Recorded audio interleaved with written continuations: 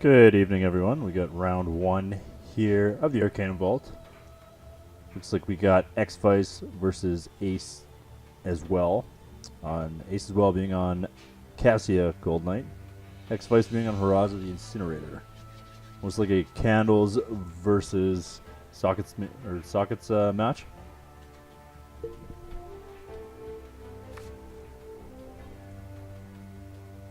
Oh, we got Diamond Sapphire Candles, so PA Turbo.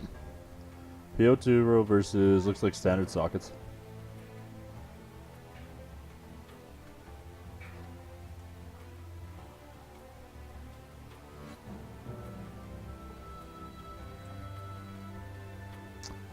I'm going to say Ack as well. His hand is pretty good. Looks pretty keepable. Consult Talons are going to be a little slow, but the Dark Heart with the double Winter's Grasp is definitely merit to keeping it. Also, Wax Ekerman off one is going to be good, deploying a blocker. I definitely think this hand is definitely fine versus sockets.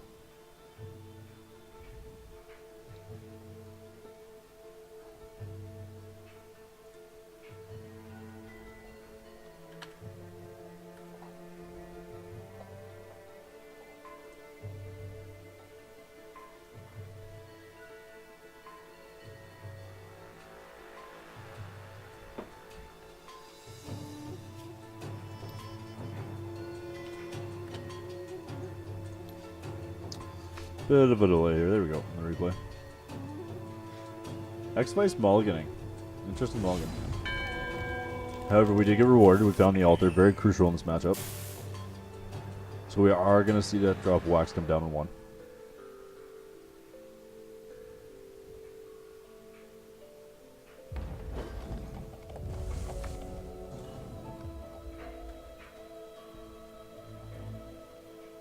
Looks like it's just going to be Kate Ruby Shard and pass for X-Vice. Ooh, rip the Clash Steel. Clash is good. Clash is a good pickup here. We just got to find that third shard.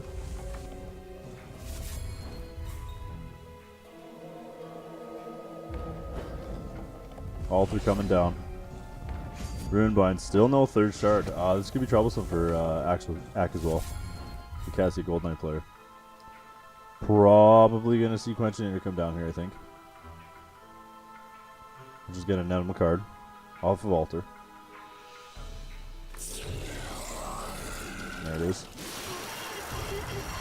We are going to burn a Winter's Grasp. Cosmic Calling isn't going to find us a shard, but ooh, we found a Light the Votus. Light the Votus is good. Get our Light the Votus going here. We found our Ruby Shard. Our second Ruby Shard here for our Sockets player. I think we're probably playing that Ruby Shard, and we're probably Fate Weaving some gas.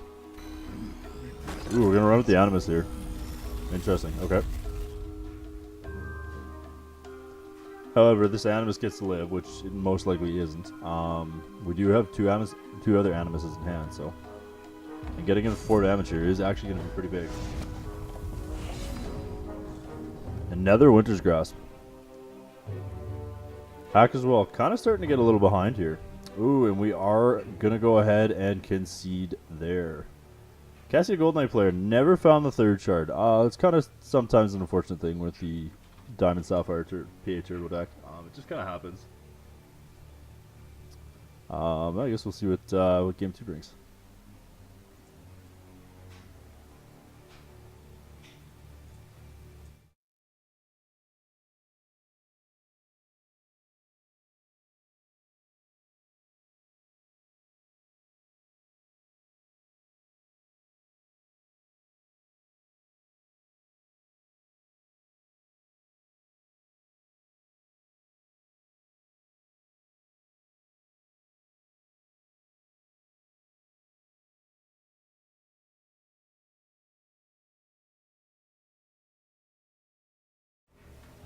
Alright, so we're back for game number 2 of our first match of the night.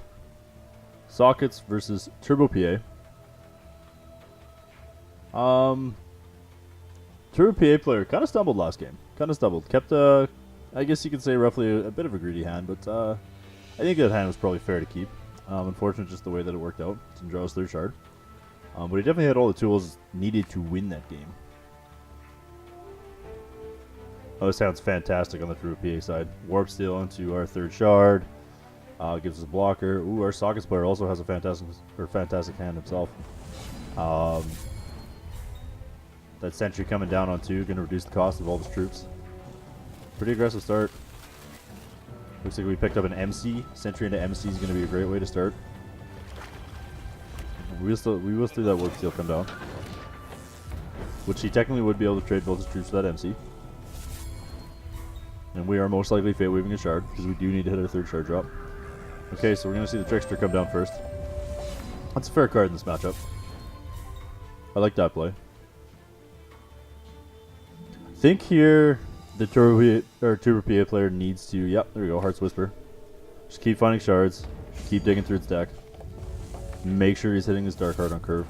Unfortunately, we're going to be a turn slow, but if we can go Diamond Shard into, say, a Rune Bind, we'll be in pretty good shape. Or if the Sockets player, X-Vice here, commits too much to the board, it's going to make his Clash look really good. So we're going to see swing. I think the follow-up play is... Okay, so the Quench Ninja is coming down. Still no MC. Interesting. However, we are going to get to Banner next turn. This is where we get a Dark Heart on curve, and I think being the True PA player, you have to go for the Dark Heart. And there it is. We're going to see it come down. Some synergy there between Dark Heart and Warp Steel.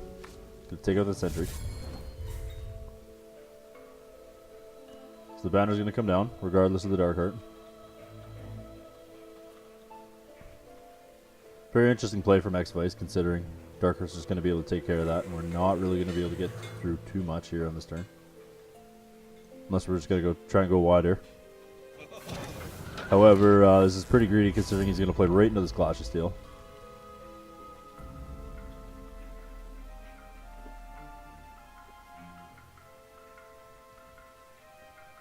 So I imagine we'll see a block on the Indigo Trickster with the Dark Heart.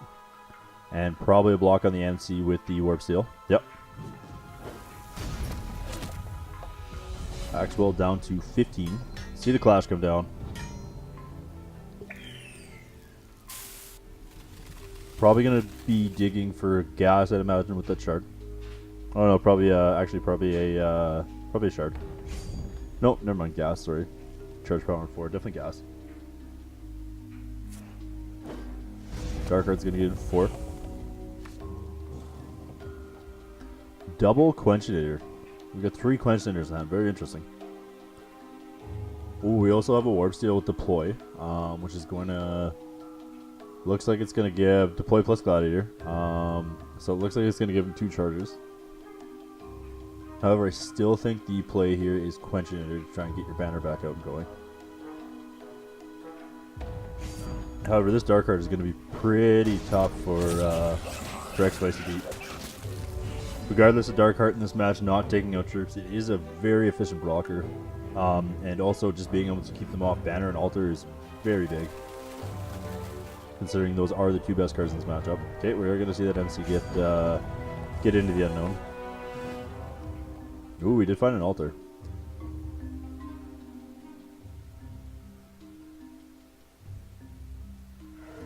Shard into altar draw or quench draw card is going to be pretty good.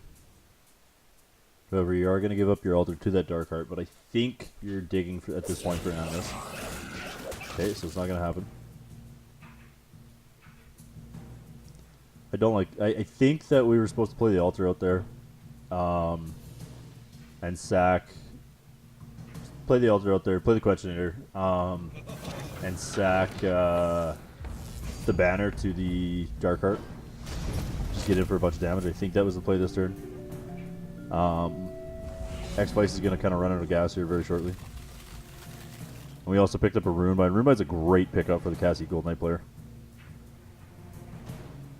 I imagine we'll see this ITU coming down here shortly against the Quenchinator.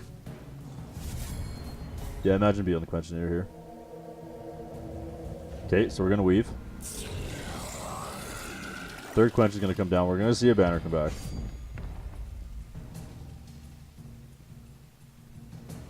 So we're going to see the Candle, I believe, trade with the Warp Steel. Yep.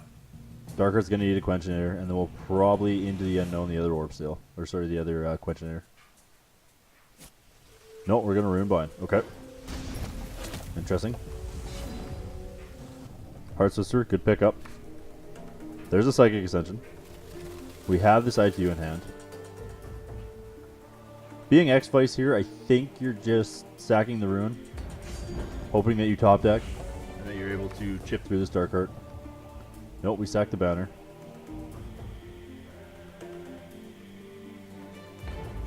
Animus here is not going to be enough. Into the Unknown's going to take care of that, and we are going to see a Psychic Ascension the next turn. Ooh, second Darkheart. This is where you jam the second Darkheart. Second Darkheart currently is greater than the Psychic Ascension at this point. But we are going to see the Psychic Ascension come down, though. Crackling Tide is the pickup. Rips a shard off the top for X-Vice. I don't think it's going to be enough, though. I think X-Vice is on the back burner now. And Axwell is just going to continuously draw. There we go. The advantage from the Turbo PA was definitely going to be too much there. Fortunately, the Socket stack just wasn't fast enough to get underneath him. So we'll move on to game number 3 here.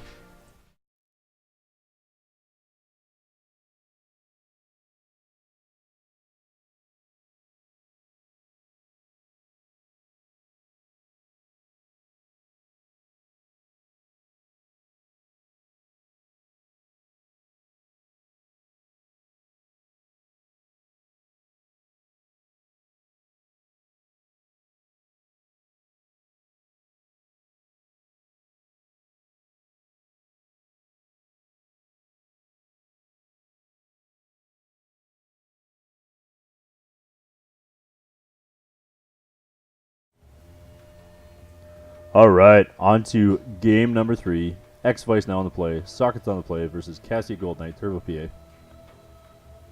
This is for all the marbles.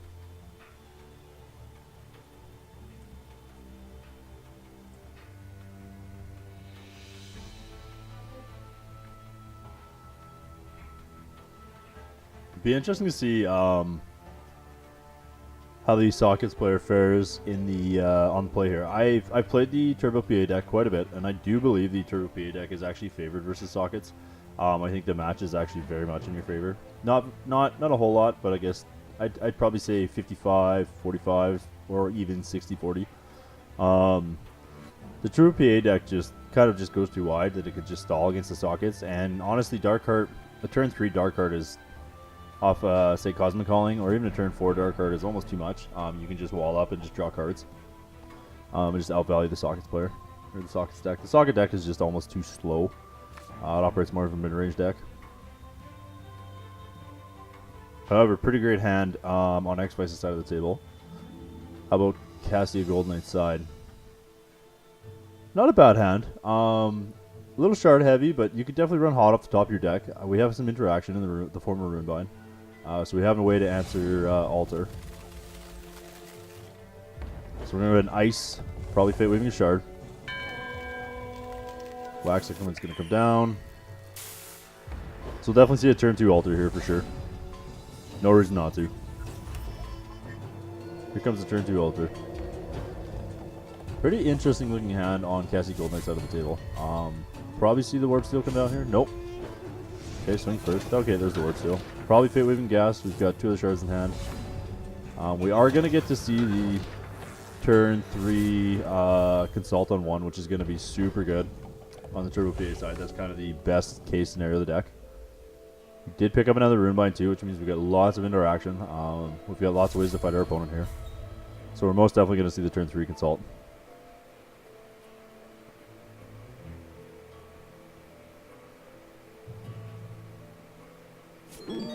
There it is. So we found a Guidance, another Consult, and another Shard off that. Runebind the Altar here. I do like that play. It is a little risky because your opponent could top deck a Shard. Ooh, we found a Quenchinator. Quenchinator is going to get Banner going. This is going to represent a lot of damage. Because we are going to be able to go Ruby Shard into Quenchinator. We're going to be able to battle over that questionnaire with the Runebind. We're going to come across the table for 9 here. That's a pretty serious hit.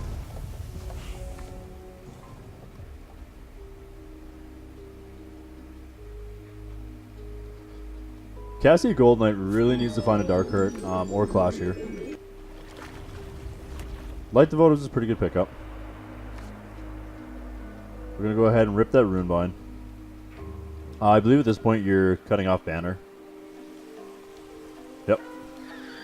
Light Devoto's come down. Now get a blocker. Ooh, rip. This is not looking good. I think this actually might wrap it up for the Turbo PA player here. I think we got 1, 2. Unfortunately, we didn't find another troop. No Skraeus Forge Fist there. Interesting. It wouldn't have represented game, but I think it was still fine to play that out there just because you had the second altar in hand. And opponent would have been down to 4. But this is definitely going to give the Turbo PA player a chance to stabilize and come back into this. So we're going to see Assault. Ooh, it's going to meet the verdict.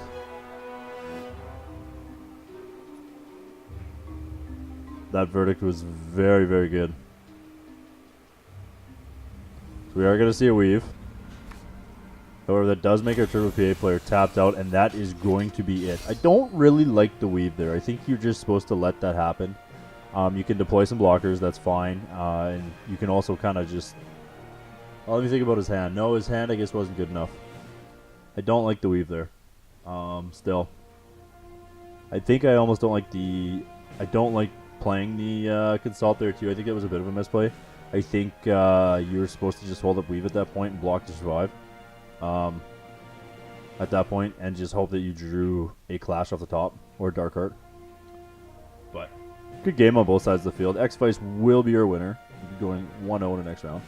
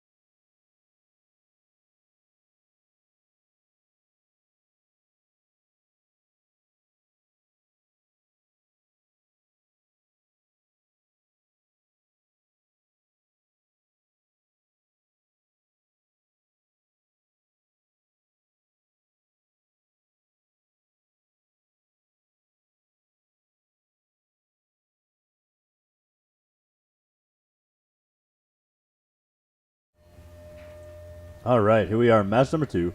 We've got Lime Killer, looks like Mono Blood on Bardock the Butcher versus Dr. Kumaquat on Plague Root the Hollow. So probably Deathcry deck. Yep, looks to be.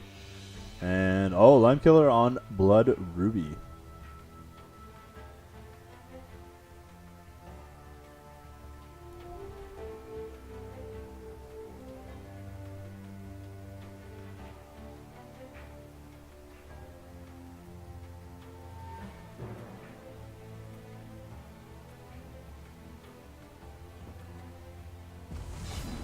Alright. Just gonna lead off with a Blood Shard. Ruby Ice. I imagine Lime's probably digging for gas here. We get many turns they discard. Probably going to see the turn 2 Thought Clock here. Yep. Thought Clock are going to be pretty good in this matchup. With all the removal Lime's playing. The question is, are we going to see the... Nope, we're not going to see the Violence Crest come down here. Probably debating on whether or not we're doming the Violence... or doming face with Violence Crest or not. I imagine we'll see the Promiscuous Succubus come down here. So Lime is going to give our opponent a card. Ooh, and he finds a Dark Heart. That's really good. Can't really abuse the Dark Heart's power. But finding a Dark Heart, not bad. Okay, so we're going to see a Blightbark Booster. Yeah, losing that Dark Heart for Lime is very unfortunate because that's going to be a very clutch card in this match. Oh, we have a Blight Bramble in this deck. Sweet. So I imagine we'll see the Blightsteed Cultivator come down here first and try and trigger... Okay. So we are going to see the Blightbark get shot down. The burst to get shot down. Follow up with Promiscuous Succubus. Fortunately, Promiscuous Succubus ain't the best on an empty board. So Lime could definitely capitalize here and try and remove that. And we are going to see him do so. Just so we don't get the Succubus Deathcry trigger. Vampire Prince coming down in a Deathcry deck. Very interesting. Nether Violence Crest. We are just cycling Violence Crests like crazy on Lime's side of the table. Voidstar's Gaze is the pickup for the Plague Root Hollow player. Interesting choices here. Not hitting Shard 5 is definitely not great for him. He hasn't been able to establish a board presence, unfortunately, this game. And Lime is about to gain his advantage back here with his charge power. Which we are, I imagine, going to see. Yep. Playing this Blightsteed Cultivator out for no value is very interesting. Ooh. We found a... What's the name of this card again? Found a Candlelight. Candlelight is a great pickup for Lime here. So we are going to go ahead and take the 3. And I imagine we'll probably see that Candlelight go to the Dome here at the end phase. Yep. So Candlelight's going to go to the Dome. And we have a Light Devotos in hand. So now we can start comboing our Light Devotos. What a spicy combo. We can combo our Light Devotos with the Nightfall. Which I imagine we'll see here. And then we'll be able to hold up the Hero Fall. Hero Fall will take care of any sort of problems that that Dr. Kumquat plays. We did find the 6 shards though. So that this Blight Bramble might be alright here. It'll go ahead and give him the ability to wall up. I also don't hate playing the Dark Heart up here. Although you would lose your own troop to it, but I think the Blight Bramble was probably his best choice here. Insulates it against kind of any removal that Lime might have. Gives him some bodies. Nope, we are going to see the Dark Heart come down. Looking to try and thin out some of those candles. Zedek's Judgment. Free Zedek's Judgment at that. Light him up, coming in clutch. Man, and Lime is just going to steal a game like that. Clean it up. Man, very interesting deck on Lime's side of the table. Light him up combo was definitely great with Nightfall, and definitely with the Candlelight there was awesome.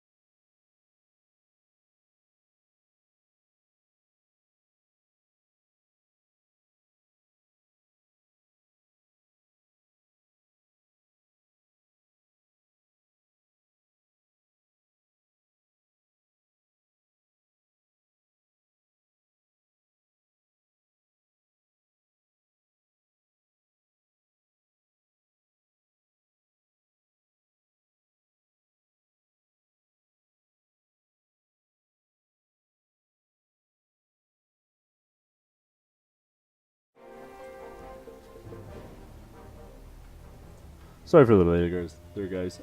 Back here for game number 2. So Dr.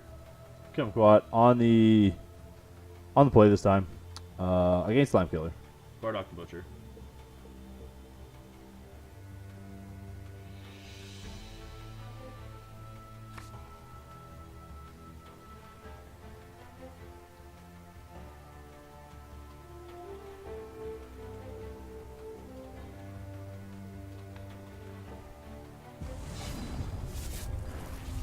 So we're going to see a turn 1 Withering Gaze here. Kind of punishing. Interesting choice. Definitely interesting choice. It's going to slow... It's definitely going to slow his hand down here. Definitely an interesting choice.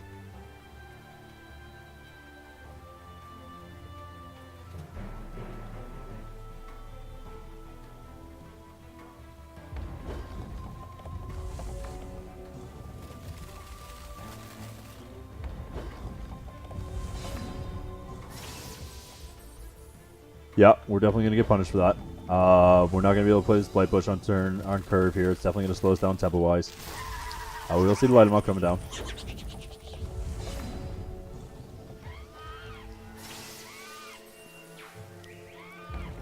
And that Candlekin will be met by the Blight Bush.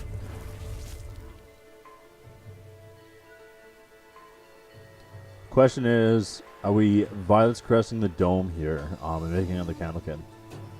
I think that's probably the play. I don't think I'd like to burn the Sabertooth on the Blight Bush.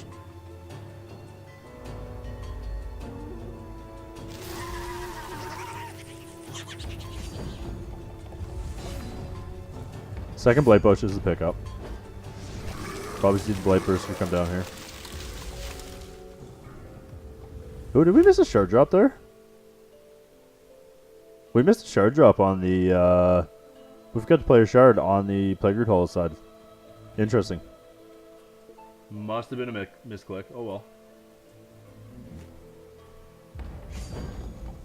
So we are going to burn the Sabertooth on the Blight Blossoms. Interesting choice on the line side. Especially considering we don't have... I guess it is going to allow us to trade the Blight Blossoms. That's not a bad idea. Promiscuous Succubus coming down here, though, is huge. I think Lime is probably going to be forced to Violence Crest the Burster. However, the Plague Root Champion, or the Plague Root Hollow, definitely does have his champ power up, which is going to be huge with this Promiscuous Succubus.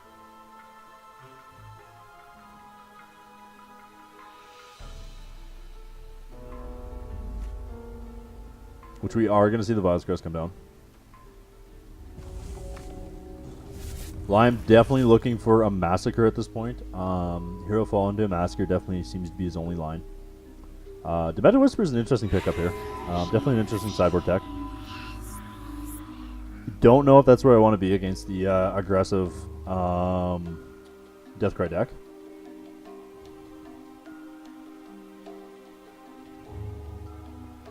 So we'll probably see this Hero Fall on standby here, just to save the 2 damage from the Blight Blossoms. Oh, no, we saw it right away. Okay, so we're just going to take the 2 damage. Ooh, this Blightseed Corruptor is going to be great here. So we will find the 6/6. Lime hoping to champ power. I imagine do a Massacre here. That's probably the only thing that's going to bring him back. Ooh, which we don't find. So we get 2 lines here. We could kill a Blight Bush, or Blight Blossom, put ourselves at 2. I guess we're going to gain 2 from that. Or we could have domed him. And which we are going to dome. Okay, interesting choice. Grab back, light him up. Ooh, desperately looking for a... And we didn't find it. No Massacre. That's going to go ahead and wrap it up. Plague Root Hollow, taking game 2. Bloodwild Deathcry. Moving on to game number 3.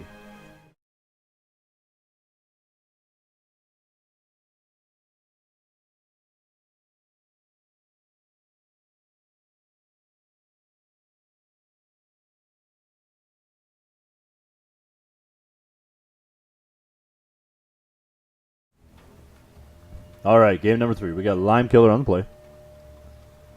Facing off against Dr. Kumquat. on Plague-Root Hollow versus Bright Octoverture. Again, two very interesting decks. Two decks we don't see a whole lot in the format. Ooh, an Exalted Cabalist. I like that. I think Lime's got a pretty fantastic hand here. You can find your third shard off that ice. On the Deathcry side of the table, it looks to be pretty good. This Blight Knight is definitely going to put in work. We also have the Thought Collector. No wild shard though, so I imagine we'll see. Oh, actually, sorry, we have the wild dual shard there. So on the Lime side of the table here, definitely two interesting lines. I imagine we'll see the Light 'em Up come down, just to set up this Violet's Crest to get some value next turn, because we can go Violet's Crest with the second Light 'em Up. Well, we're gonna hold Violet's Crest. Okay. So I imagine this Thought Collector is coming down. Oh, we played the Corpse Lily, which is actually just better. I expected the Thought Collector to come down there and meet this Violet's Crest, netting our opponent a card. However, that's way better to be able to Violet's Crest the Lily.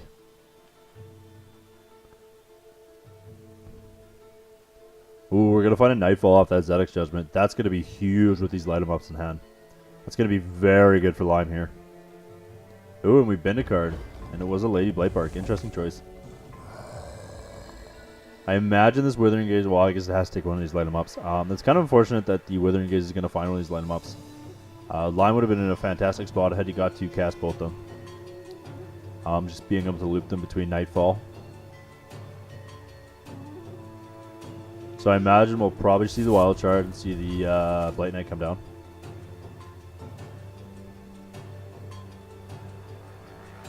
There he is. Alright, and we'll take two here. Find a Blood Ice. So I imagine we'll see the Cockatrice here.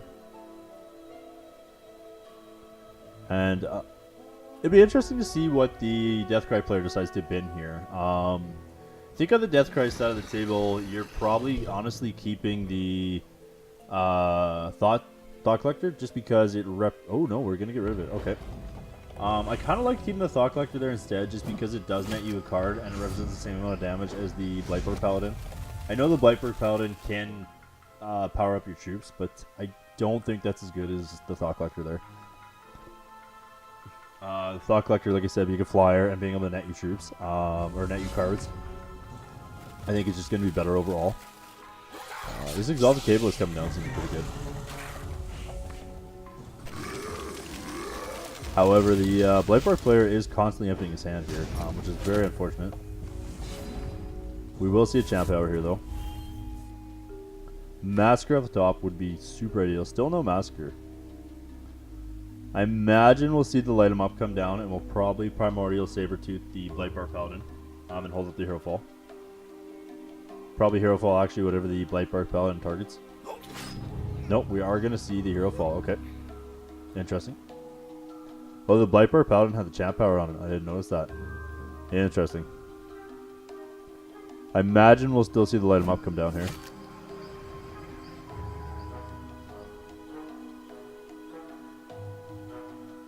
And I imagine we'll see the Sabertooth probably connect on the... At this point, I don't know if you could take the 3 additional damage. I almost think that Sabertooth has to connect with the Blight Blossom. Play your 1 out, take 6 next turn. Trade your 1/1 with the Blight Blossom.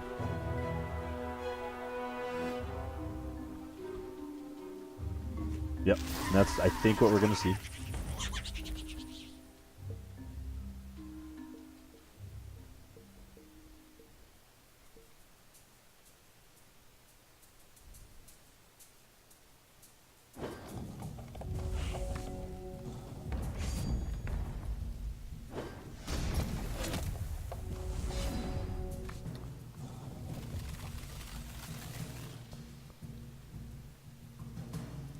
Alright, so I imagine we'll see Light 'em Up come down here.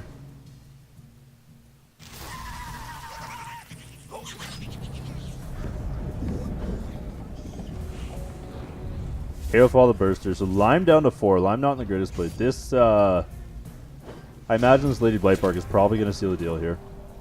It's just going to be too much advantage, I think, on the Deathcry side of the table.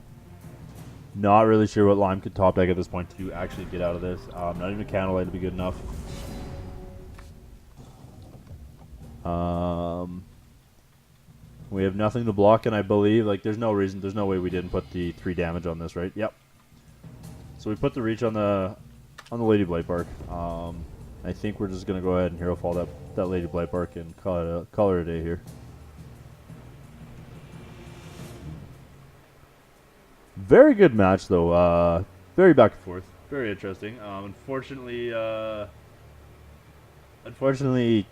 Lime was just never able to kind of crawl back into that game. His opponent just applied too much pressure. But he's close. He was definitely close to stabilizing. That reach off the Lady Blightbark was definitely clutch. But good game overall. Both two really interesting decks. But Kumaka is going to move on to round number 2, being 1-0. Lime going in as 0-1.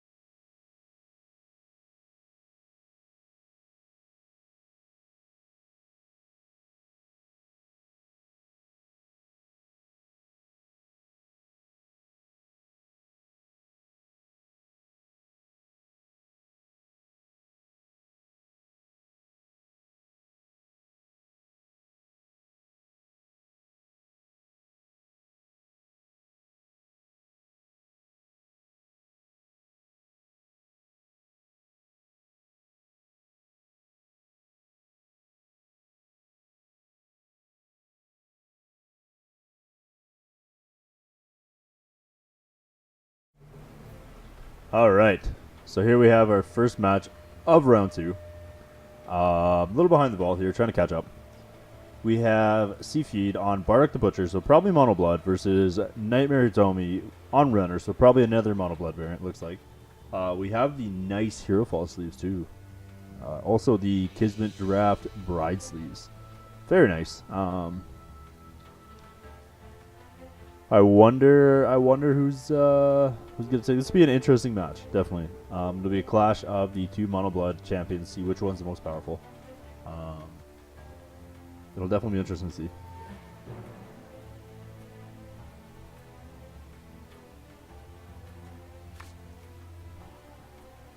Oh, we got that nice AA Massacre too.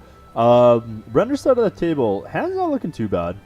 On the draw, not seeing your 3rd shard, or not opening a hand with 3 shards, is kind of risky. I don't know how much shards these Render decks usually play. I'd imagine it's probably 25, 26, same as the Blood. But not a bad hand at all, being able to go turn 1 Withering Gaze. On Bardock the Butcher side of the table, hand's a little slow. We do get to find some gas off these ices though, which is nice, and we have the coin to cycle on too to find some gas. Okay, so we're gonna take a journey off that. Oh, looks like this is gonna be a diamond blood deck. So we have a Clash of Steel there. Interesting indeed. Or not a Clash, sorry, not a Clash. So we found a Clash of Steel though. Okay, so we have a Scar. We have From the Ashes and a Clash of Steel. Interesting. Still no Diamond Shard though, however. Kind of risky here. So Zealot's Judgment is going to net us a card plus 2 Daybreaks. So we will see the 3rd Blood come down. Still no Diamond Shard. And having a Clash, two cards in hand that require a double Diamond is kind of painful. Not really looking good on Bardock's side of the table here. So we found a Bride. We know he's got the Strangle in hand though, so I don't think we're playing his Bride in the Strangle. I think we're probably just passing here. Play the grind game. Unfortunately missing Shard drops on Rainer's side of the table. Not too great, not where you want to be. These Massacres aren't really looking to do, or aren't really going to be doing anything this match either by the looks of it. So we'll cycle a coin. Oh man, still no Diamond Shard. Things are not looking good on Bardock's side of the table. Definitely stumbling very hard here. Interesting choice going Clash of Steel with the from the Ashes.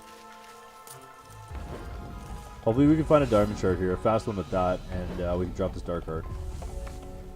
Actually, Dark Heart won't even be great here. I think play would probably be Journey. Still missing shard drops on both sides of the table. Nightmare Tommy's hand not really looking great. So we are going to run this Bride out, which will be met by the Hero Fall.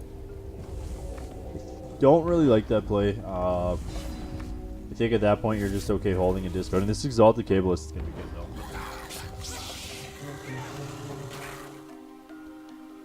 The question is, are we going to meet this Exalted Cabalist with a Strangle or not? At the chance of losing one of our corners or Journey in hand. Nope. Still no Diamond Shard on the Diamond Blood side of the table. Very interesting.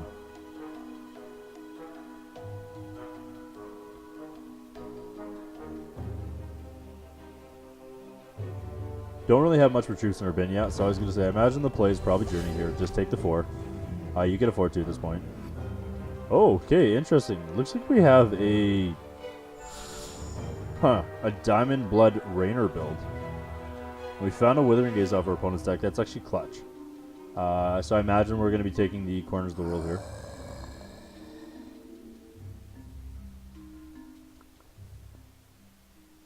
However, our Bardock player still not finding Diamond Shard is it's tough. So we are going to take the corners. Put him down to 20. Well, we found a Blood Diamond Shard off the top of our opponent's deck. So at least we finally get to get some diamond. Really interesting choice though. I honestly think at this point you're kind of forced to strangle the Cabalist after you charge power here. Just to, like, if your opponent takes a card, that's fine. However, we found a Bride, and the Bride is turned on. So I kind of like the idea here of playing the Bride out and strangling the Cabalist. And getting Cabalist in response. However, I guess that Bride would meet a Hero Fall here. I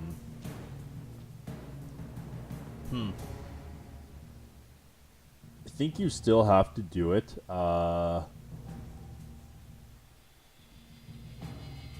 to say. I also could see merit to from the Ashes in here. Yes, it would give him a card, but you would be able to... No, okay, so we are going to see the Bride come down and strangle. Bride will meet the Hero Fall. Ooh, we snagged a Dark Heart.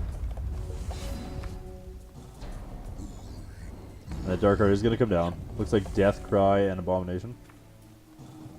Or, sorry, Death Cry and the +2 attack from the second troop. Oh, I guess we couldn't FTA last turn. So I imagine we'll probably see... Yeah, so we'll probably shard into FTA here. Just kill the Dark Heart, take the Dark Heart on our side on the table there, and opponent will be able to, or be forced to sacrifice. Well, I guess sacrifice Daybreak, but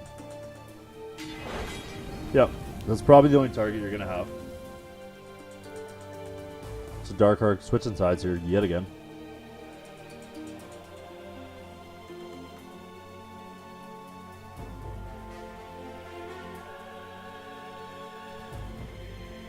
Maybe is there merit to taking the Bride here? I don't think you take the Bride here. I don't think it's worth taking the Bride here. Let's take a look at Rainer's Graveyard here. So we have the option of Exalted Cabalist, Dark Heart, or Bride. Actually, I don't hate the idea of taking Exalted Cabalist here. However, that Dark Heart is going to make a 4/4. So you kind of want some way to deal with that. I kind of like just taking the Dark Heart here, I think. I think that is just the better play. Oh, no, we took the Bride. Interesting. Okay. Setting up to maybe strangle the Abomination. Try to take it. Definitely the greedier play here.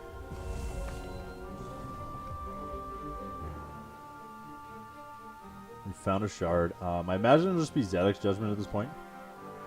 We could also clash. There definitely could be merit to clashing into Dark Heart. I don't hate that idea. It does answer his board. So imagine we'll see the Dark Heart come down here. We are going to lose our Bride to that Dark Heart, unfortunately. But it will answer this Journey into Nightmare. Which did brick. We found a shard off it. Rainer's Hand, definitely set up to answer this board, since we have the Strangle for the Dark Heart. But definitely not looking so hot. I imagine we'll see on the Bardock side here the Zedek's Judgment come down. No reason to run the Dark Heart into an empty board. Interesting, just passing. We're definitely getting punished here. Very interesting. I definitely would have liked to see the Zedek's Judgment come down. Cycle the coin, and we find a Zedek's Judgment of our own. Into another Zedek's Judgment. No hesitation, just play that right away. Into Well Retribution.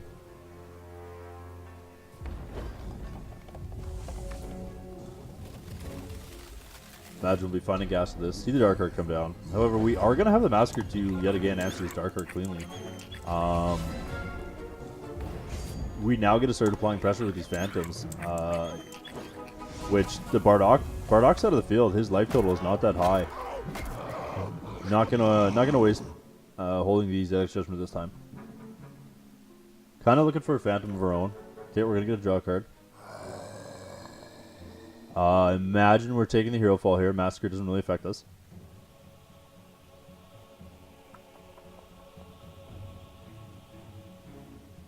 Probably just hold the shard at this point. We're not charge powering at this point. Our life total is just too low, I believe, until we found something to kind of stabilize our life total. Okay, we are playing the shard out. Ooh, another zero cost Zedek's Judgment. Very good top deck. Interesting choice. Taking the, probably see the Hero Fall here. Nope. We're just going to go to 4. Life total getting dangerously low on Scythe's side of the field. Ooh, we just found a shard. Definitely going to be forced to burn. Oh, Demented Whispers. Probably going to be forced to burn Hero Fall here. And we're just going to go ahead and scoop it up. That's going to be it. Raynor taking game 1. Interesting deck lists. 2 very different Diamond Blood decks. Very interesting deck choices. I'm very excited to see how this match plays out.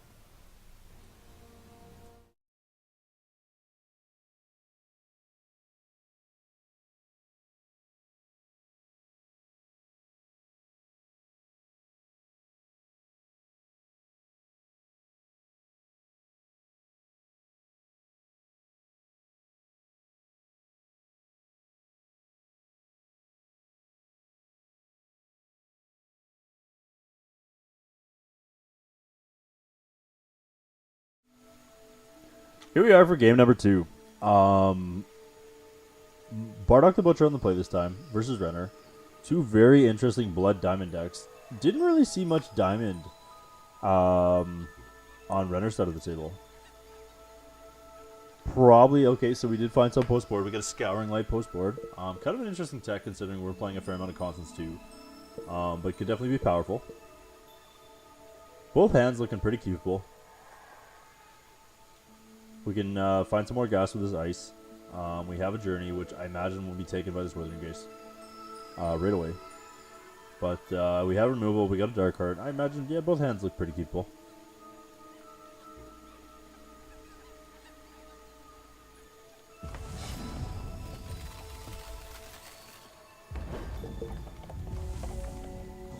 So we drew a shard. So yeah, so we'll see the turn 1 Withering Gaze here. Probably turn 2 cycle the coin. We've taken that Journey. Most definitely.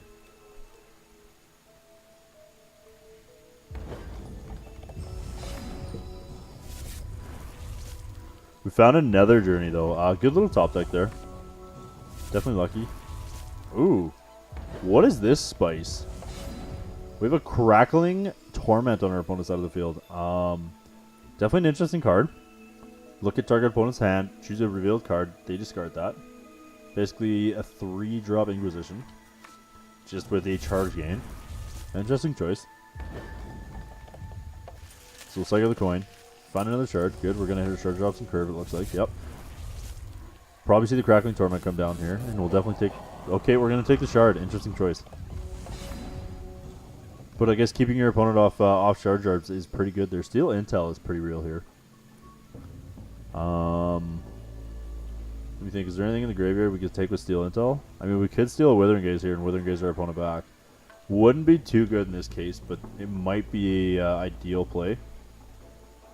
We also have the merit of just running the bride out. Or we could just straight up pass. I don't hate just passing at this point. Kind of got to find our shard drops. That Crackling Torment was definitely good though, taking that shard drop away from the Bardock player. Not being able to play your shard drops in curve is pretty critical in these mid-range control matchups. I'm going to steal Bride off our opponent's deck, and the Exalted Cabalist is going to be very good here. Definitely maintaining a steady lead on Rainer's side of the field. It's just card advantage. See the Bride come down. Very interesting choice on the Bardock side of the playable, but I think at the end of the day, that's probably your best choice. Ooh. We're going to take our Bride here with a Strangle. The Raynor player is just so far ahead at this point. We have a Blood's Favor too to just keep getting further and further ahead. At this point, you're going to have to answer a Bride with a Strangle here. Your opponent just has too much damage on board. And I'd also like to see a Shard Fate Weave to the top of the deck off this ice. Allow us to charge power next turn, generate some advantage, try and catch back up. But right now, the Bardock player is very far behind.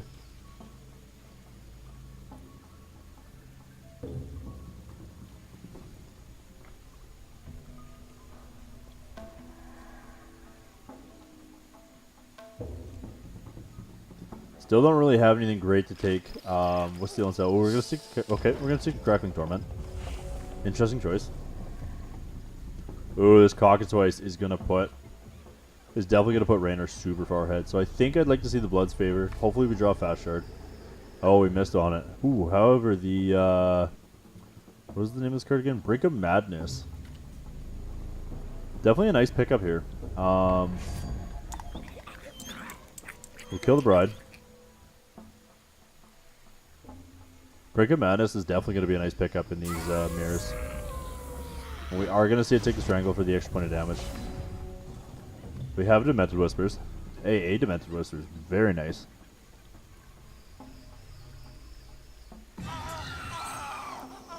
I think, because we didn't mill any cards there, I think it was a slight misplay on the the Bardock players side to not Fate Weave a Shard to the top. We needed charge power there to kind of gain some cards, get back into this.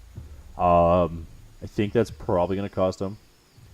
However, taking the Cockatrice with Crackling Torment was pretty good. Oh, this Dark Heart with speed is probably just going to wrap it up here. We're at 2 HP. I don't think there's anything we're going to be able to do to recover from this.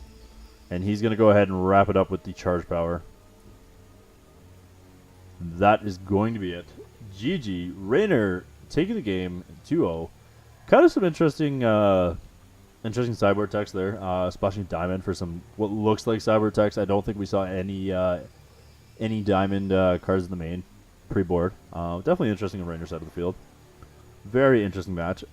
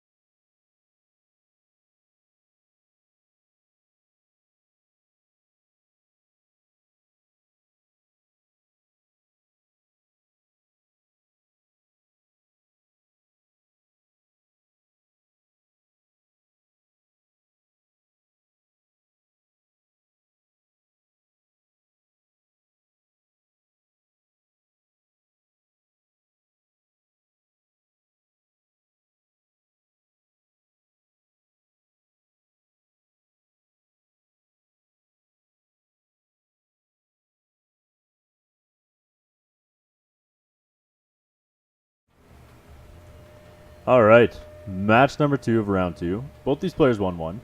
We have a PS4 player, JBA Fawful, versus Zidofus on. We have a Angus the Arsonist, so probably Mono Ruby versus a Rune Carver Dragon. I wonder if this will be the Rune Carver Diamond Sapphire control deck that's been floating around. That's kind of my bet on this. We also there could be some crazy combo deck too with all the Rune cards too with Rune Carver Dragon. I could see that. Be interesting to see here.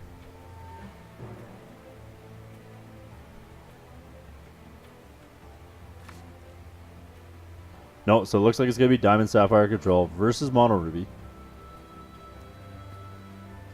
Diamond Sapphire Control hand looking decent. We got a Rune Bind to interact with our opponent.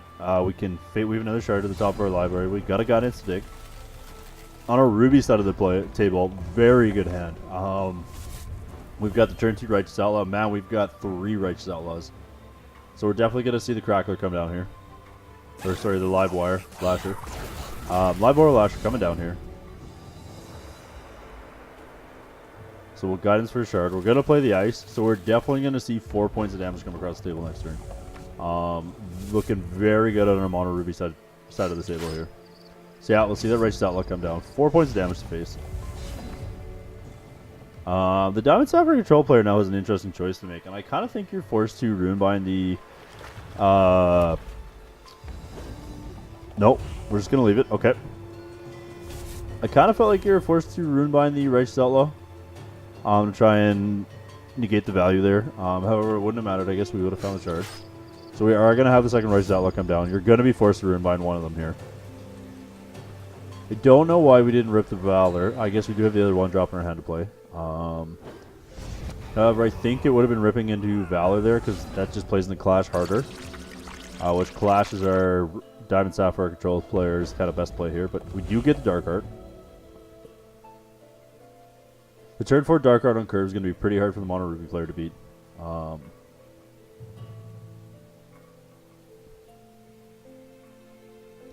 See what happens here. Though we might just be able to go right wider than him. Yeah, it looks like we're going to be able to. Interesting, okay. So the question is going to be a Boltwing Phoenix here. I kind of like the Boltwing Phoenix. You just get a sack into the Dark Art and get it back. So we're going to deal 3 to face. But I kind of think it's just Boltwing Phoenix and you're just going to turn sideways here at this point. Like I said, you can sack Boltwing Phoenix. You can flip a Righteous Outlaw next turn, Valor it up, shoot the Dark Heart, swing in. Kind of put the Dark Heart in a position where it's got to trade. You're also going to be doing some reach to face. I think on the Mono Ruby side of the table, it'd be interesting to see what he does here.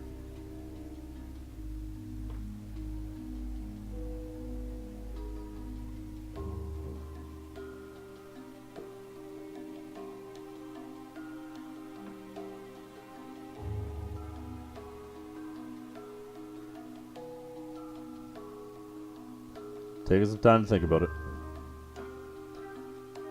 This is definitely going to be a tough play to make.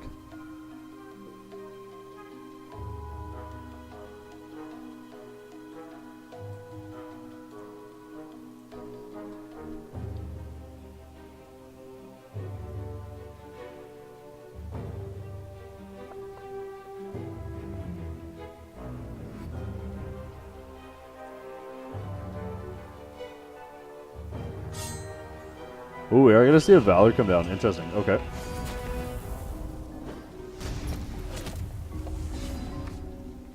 Ooh, we found a Winter's Grasp.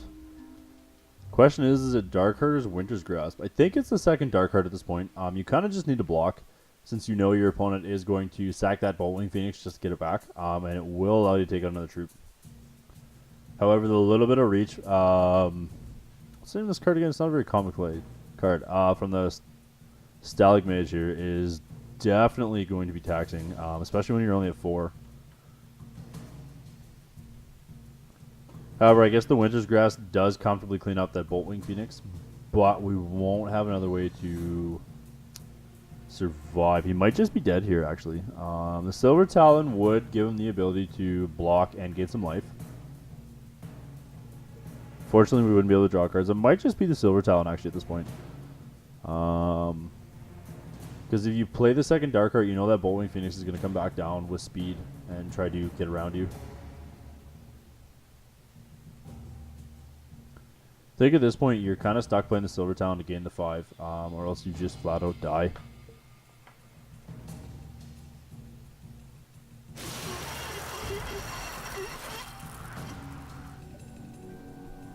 Nope. So we're gonna see a Dream Call in 1. Interesting choice. I kind of liked if you were going to Witcher's Grasp something, taking out the mage there. I don't know if Zidufus read what Boltwing Phoenix does. But it's definitely not looking good. I definitely think this was definitely a costly misplay on Zidufus' side of the field. Yeah, and it looks like it's just going to be over there. Zidufus kind of just threw that game. I don't know why. He was not in a great spot, but he wasn't out of it. Interesting choice there. I wonder if maybe he realized he misplayed after. But I guess we'll see how the Mono Ruby fares next game.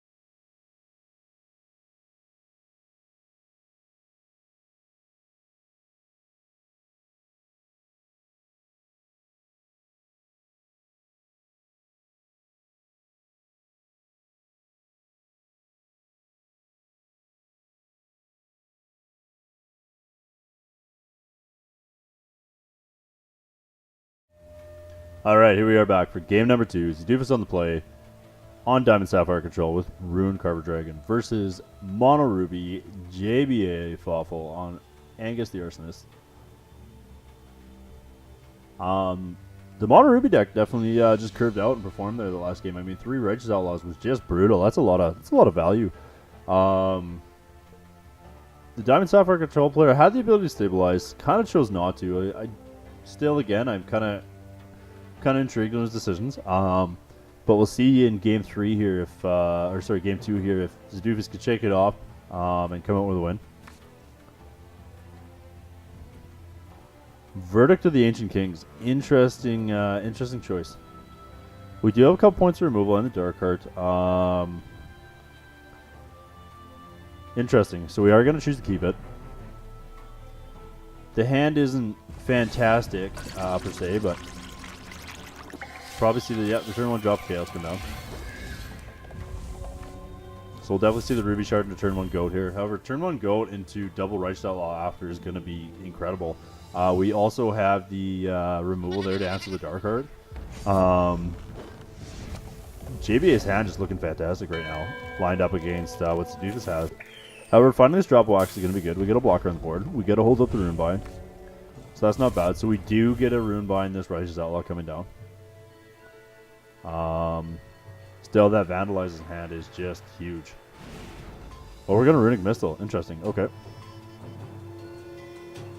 Just going to try and get the Goat through. I don't hate that. Interesting choice to Rune Bind the Goat. Okay. Ooh, I don't like playing the Diamond Ice here. This Verdict doesn't really do anything. I guess you can counter the Runic Missile here.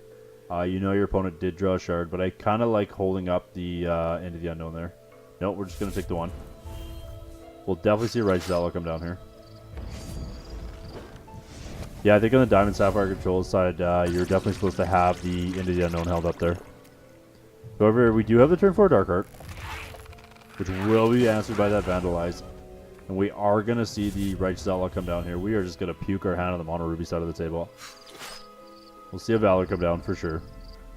Probably on the Goat.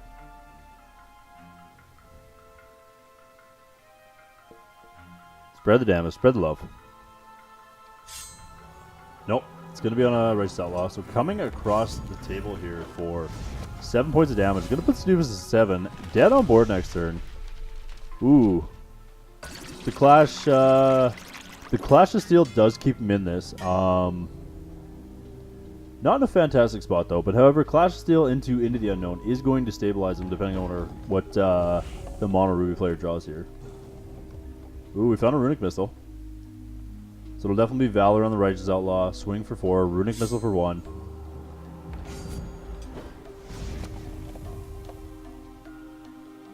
I also could see merit to holding the Runic Missile just in case another Wax Sacrament comes down.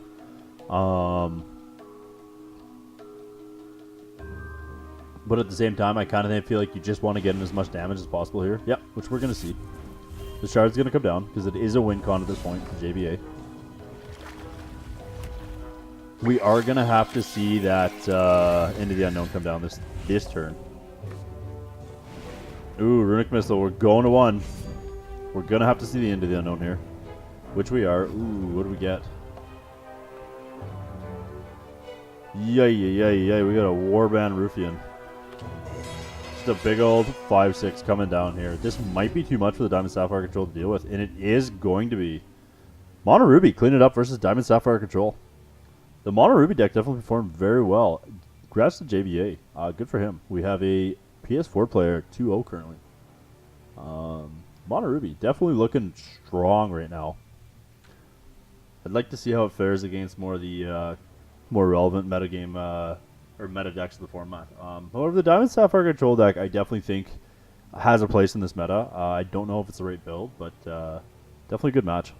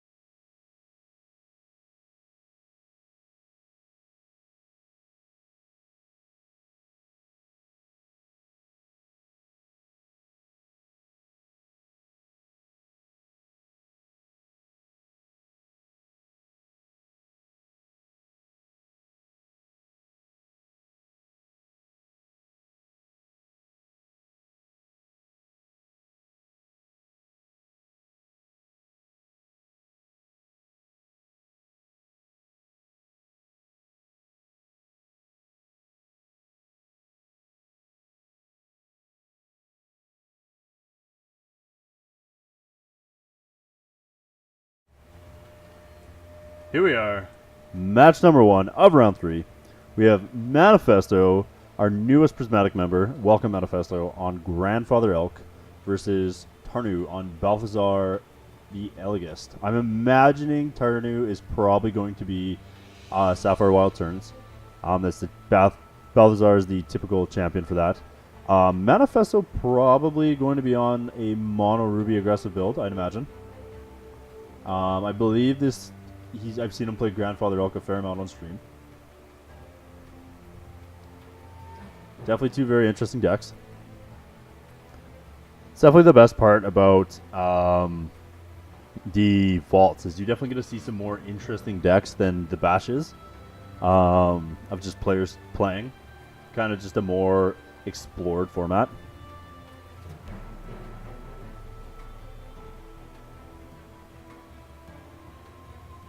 The metagame is very mid-range right now. Aggro kind of finally started to claw its way back in now that we have Sockets back. Mono Ruby making some appearances too. Mono Ruby deck is definitely a good choice. Was definitely a good choice for this meta. Same with Manifesto. I like the idea of being on Grandfather Elk, like just playing an aggro deck, running hot in these 4-round Swiss tournaments, 3-round Swiss tournaments.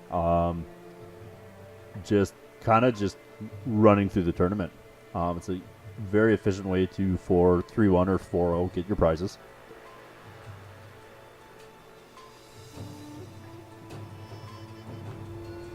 A little bit delayed here on the stream. Not sure what's going on.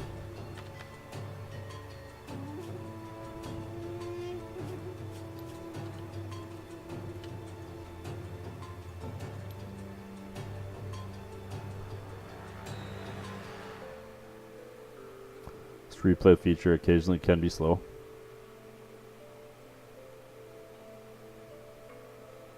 players may be chatting.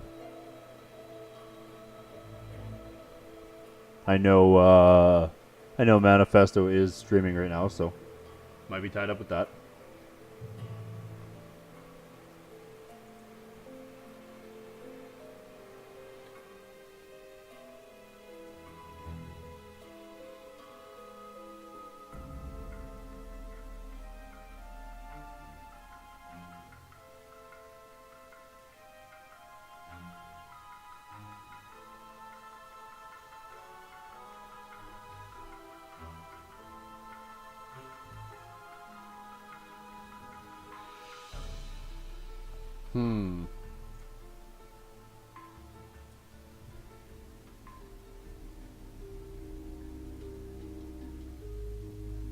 Still waiting.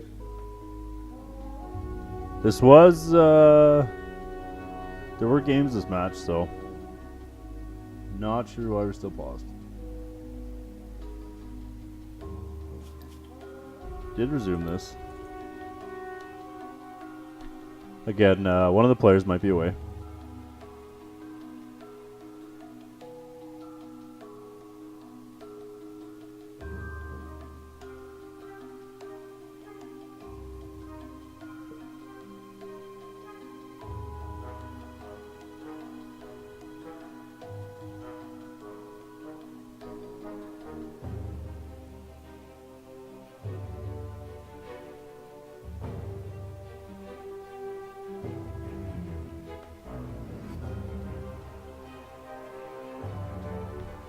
Alright, we're just going to give this a quick reload here. Sorry for the technical difficulty. Oh, here we go. Never mind. We're somewhere now. Alright. So yeah, it looks like we've got... Ooh, looks like a mono ruby list on the balancer side of the table. Very interesting. Looks like a pretty good hand. And on Manifesto side of the table, Grandfather Elk looks like classic Ruby Wild Beatdown. We've got the Pile Drive, Surging Wildfire, Field Master, Bolt Spasm.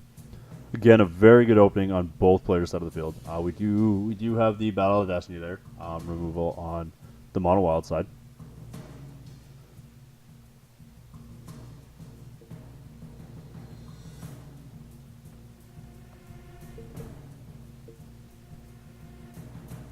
It'll be interesting to see here. This will be an interesting match indeed.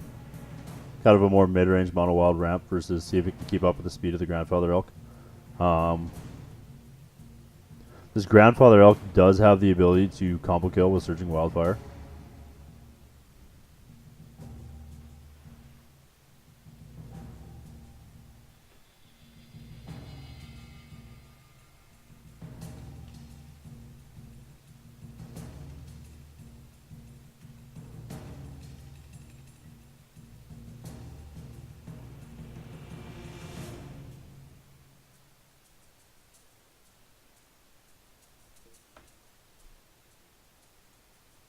Again, still paused here.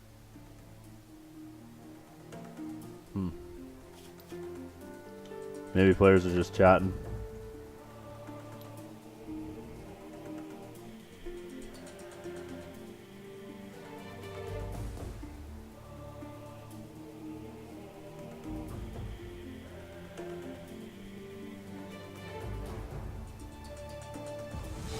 There we go.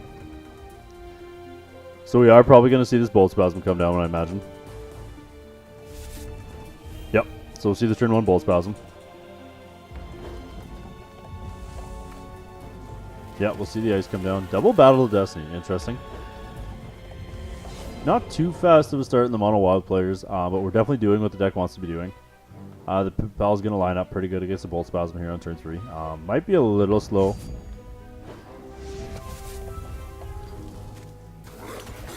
So we'll see the Field Master come down.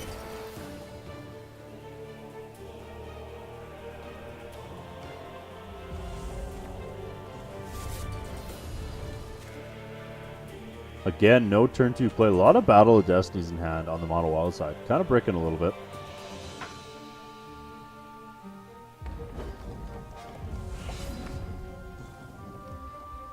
So we'll see the ice, and we'll go Bolt Spasm into Pack Mule here. We could see a Pile Drive too, just to try and close this game out very fast on Manifesto side. No, we're just going to get in for 6. Play a couple more big troops. Not looking too good on the Mono Wild side now. There's a lot of, he's facing down a lot of damage on turn 4 here. Pivot Pal coming down. Unfortunately, won't be able to Pivot Pal plus Battle of Destiny. Ooh, this Surging Wildfire coming down is probably going to clean it up too. I imagine it'll probably be too much here. Let me think. If he blocks the Bolt Spasm, takes 9, 4 from the Surging Wildfire, so 13 points. Yep, that'll clean him up. So I imagine it'll just be Surging Wildfire turn sideways here for Manifesto. Nope. It is not going to be Surging Wildfire, so we did miss lethal there. Interesting.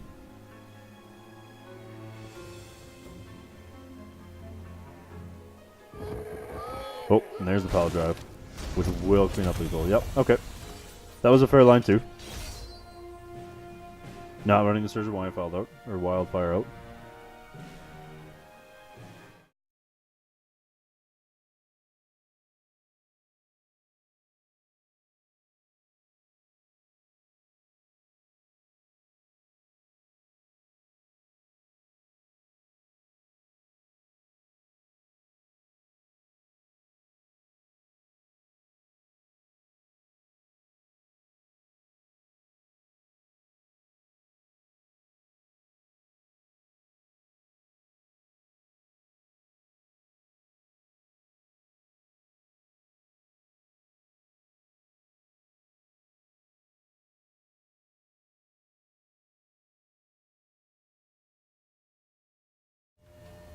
Alright, back for game number 2.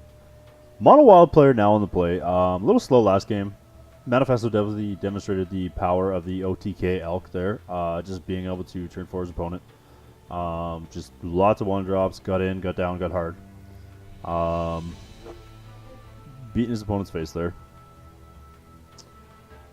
So it'll be interesting to see how the Balthazar player responds here in game 2. Hopefully he can shake off that game 1. I imagine we'll probably be bringing in on Balthazar's side of the table probably some Blight Bushes, faster troops, a little more blockers. Ooh, okay. This is definitely a very different hand than before. So we've got Might Singer, a couple Jubilant Jousters, and a Brosy. Not really sure if I like Brosy on this match. This doesn't really seem like a Brosy match. Manifesto side of the table, a little bit of a slower hand himself. However, we do have a few things to removal, plus the Quenchinator to power out that charge power.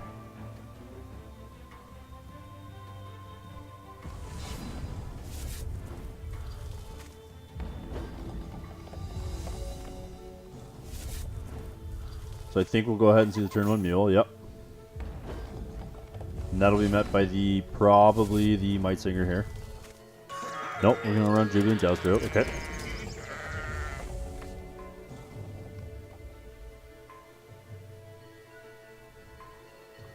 Missing our 3rd charge drop still from Manifesto. Though we still have 1 more turn to draw it. So I imagine on this turn, yep, we're probably just going to play Resource Efficient, play out the Fuel Master. The Jubilant Jouster isn't much of a threat right now. We can kill it later with the Fire Strike or the Sabertooth. The second Jubilant Jouster here, though, is going to be pretty good into Witch of the Wishing Well. Probably try and shuffle away this Brosy. Righteous Outlaw. That's a pretty good pickup. Doesn't really line up too good against the Witch here. Think you're at the point where you're probably Sabertoothing the Witch. And getting in with both your troops, just racing your opponent. Because you're currently racing better than your opponent, I think, on the Elk side of the table. Now that can change very quick with these Momentum troops. These Momentum troops can get fairly large, fairly quick.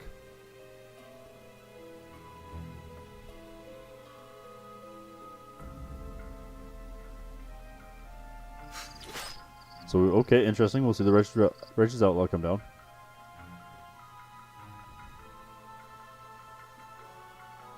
Again, doesn't really pair up too well. Oh, I guess we do have the Gladiator charge on the Righteous Outlaw. That's right.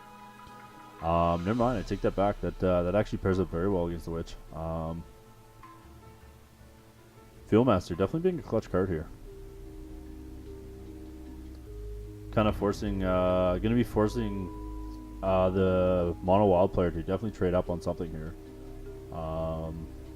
Just to take that Righteous Outlaw off the table, because that Righteous Outlaw will become dangerous next turn, being able to flip. So I imagine we're just coming across to the Fieldmaster and Righteous Outlaw. Again, just trying to race.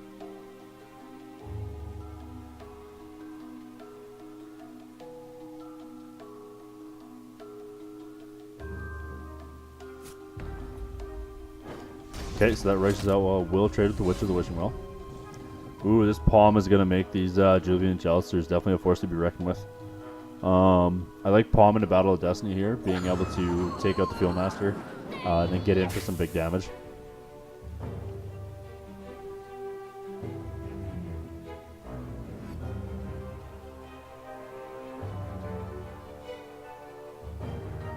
Yep, this is definitely going to be a very powerful turn for the Mono Wild player. We're going to get the Pomegranate, Battle of Destiny, eat the Fieldmaster, Fate Weave a Shard to the top, go ahead and champ power for that shard. It's going to make these Jubilant Jousters fairly large.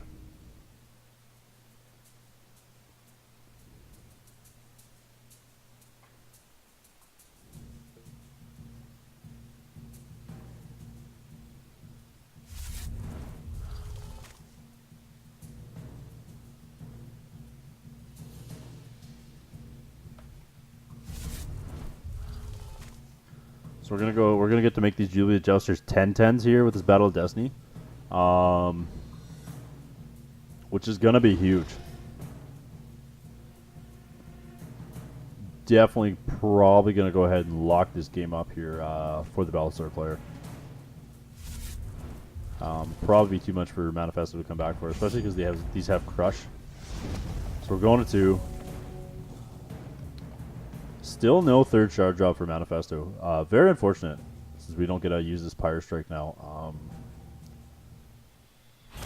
Yeah, so Manifesto's just going to go ahead and clean it up. Manifesto's suffering from a little bit of variance there, unfortunately. Mono Wild player definitely demonstrating the power of Jubilant Jouster, though. Just quickly turning 2 1-1s into 10-10s with Crush was definitely massive there. Too much for the Grandfather Elk deck just to kind of keep up with.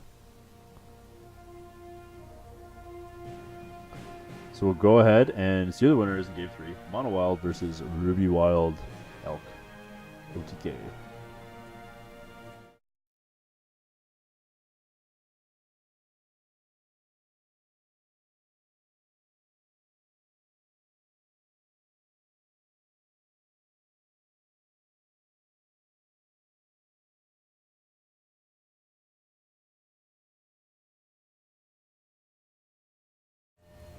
All right, on to game number 3 here. Tarna versus Manifesto.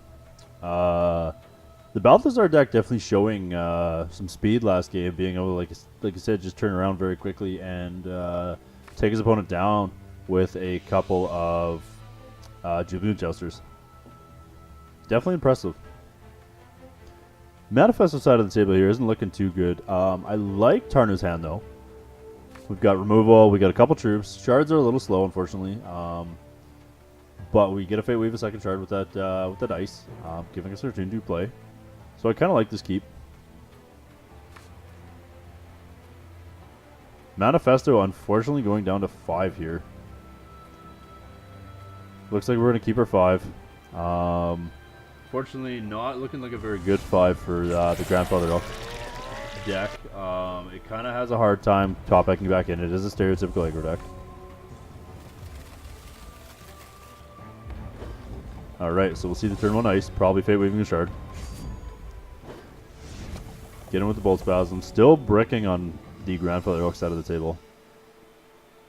Second ice. Not exactly ideal. However, we do get a Fate Weave another Shard to the top. We get a player Witch of the Witching Well, which does trade with his Bolt Spasm. Alleviate a little bit of pressure. And next turn we'll be able to Jubilant Jouster. Set up for the Pomegranate play. Our opponent being only stuck on 1 chart, I think that's probably ideal. It just means we're going to maximize our damage output. Yep, so we're going to set up for the Pomegranate play here. I think we'll see the slow shard come down. I don't think there's any reason to play the fast shard.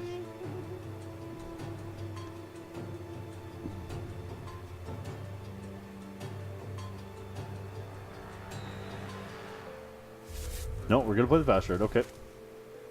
We're going to save that coin to cycle here and draw some cards. I don't hate that line either. That's not a bad line at all.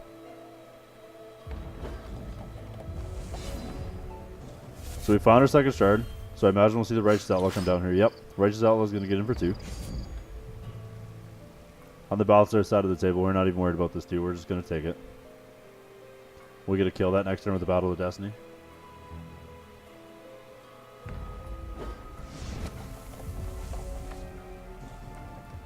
Found a shard. So I think we're going to Pomegranate here. I imagine. We'll turn this Jubilant Jouster into a 10-10 again. Nope. Interesting. Okay. We're going to choose to play a little more conservative, generate a little bit of value. I still think we'll see the Battle of Destiny come down. You can't afford to see that or have that Righteous Outlaw on tap. Yep. So we'll see that come down. Probably Fate Weaving Gas.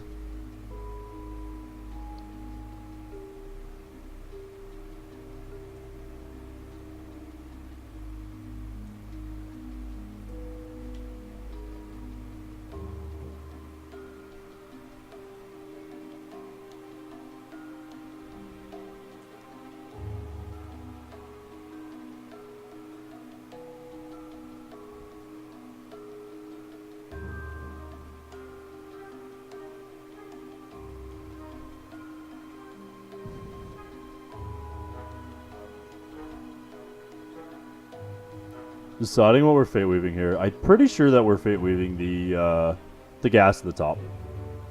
Pretty sure we just want to be finding more action. We are going to go ahead and clean up that Righteous Outlaw with the Battle of Destiny. Get our Jubilant Jouster into the red zone.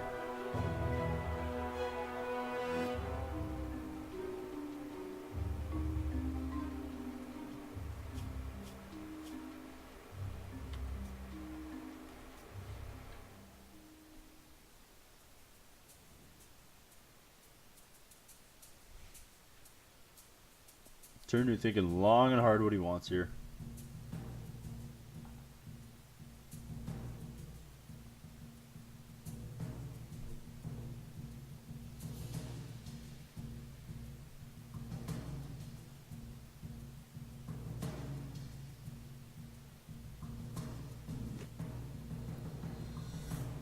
So we'll see the Jubilant Jouster get into the red zone. 3 to face.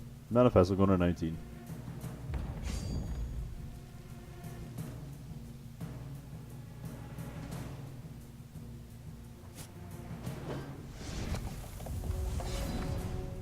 Ooh, we found another Shard of Manifesto side of the table, which means we do get to play this pack mule out.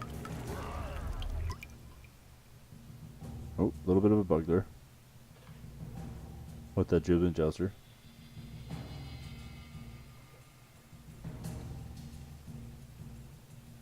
So I imagine we'll see Manifesto end up using this Pile Drive defensively here. Just trying to claw his way back into this.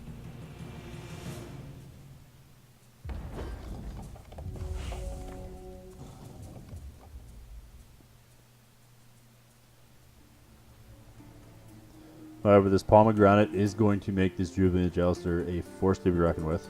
Also potentially going to find some value off it with the Might Singer. We also have the Battle of Destiny here to try and clean up that pack mule. So I wonder if we'll see that come down here.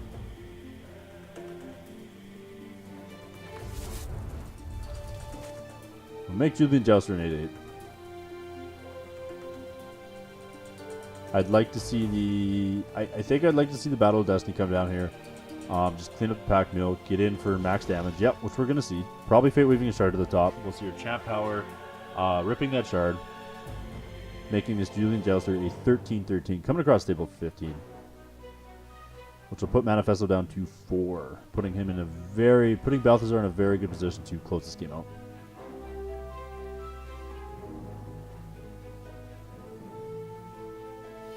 Be interesting to see what our opponent or what Turnu decides to take here. So we are going to Champ Power.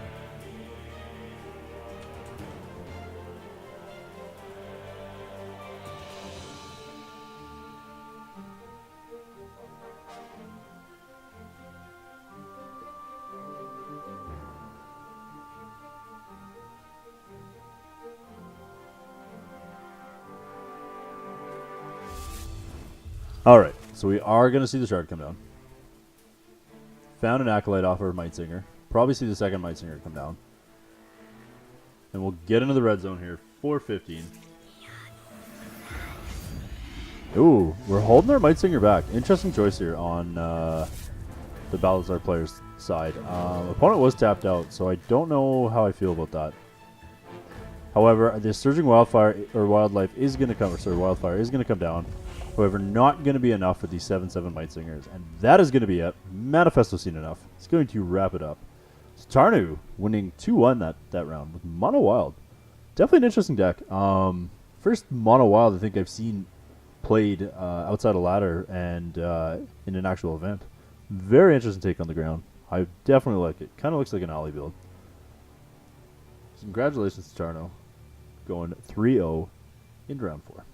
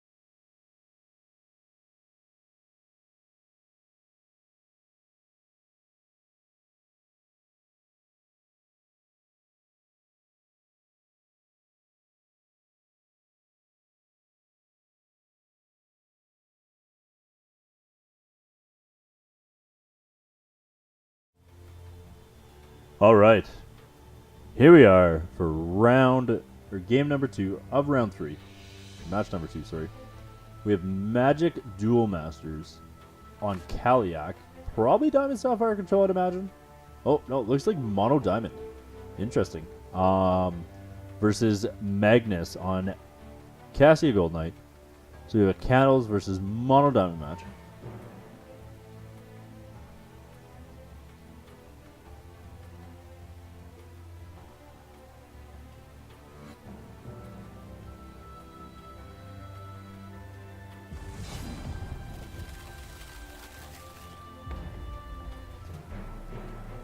We have the new AA Wrath of Candles in hand and the new AA Scion.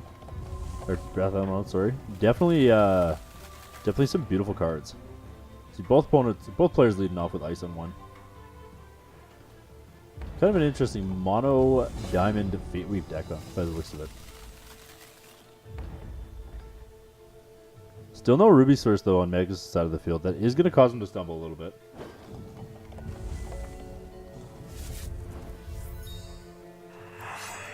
So we're going to see Deathless Agent come down. We found a Ruby Source finally. Probably see the Acolyte come down.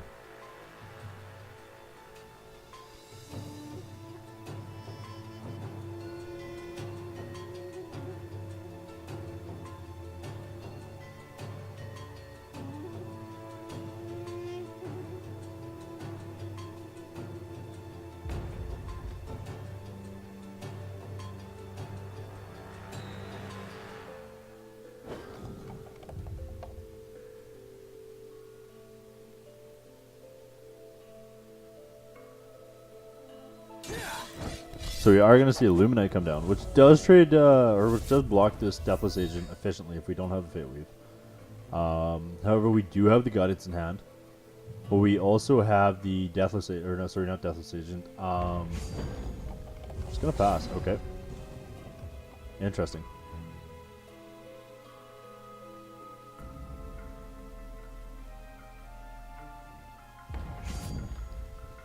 Illuminate getting in.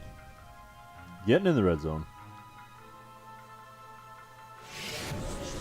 We are going to Frost Blast it. Okay. Scion coming down.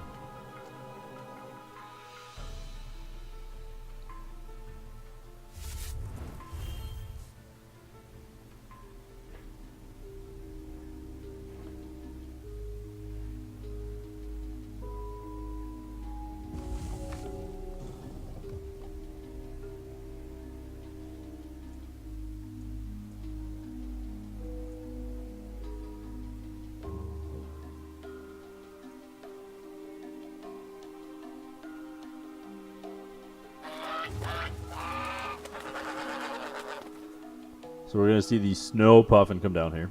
Not Frostborn.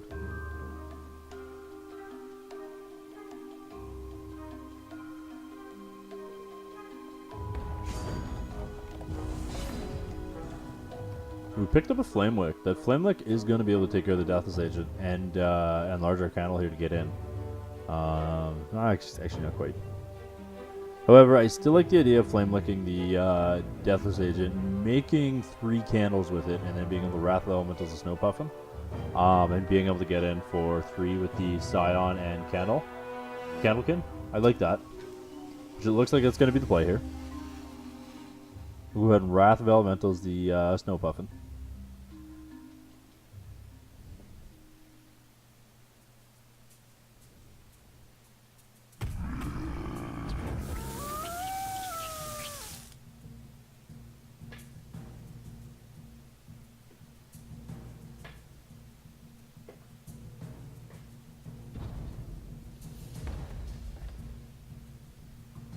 So we are going to see Scion and the Candlekin get into the red zone here.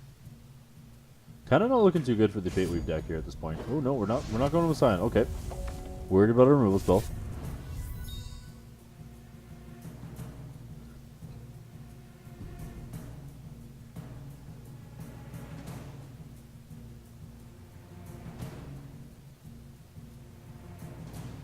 I imagine we'll see the... No, we're going to Guidance. Okay. Okay.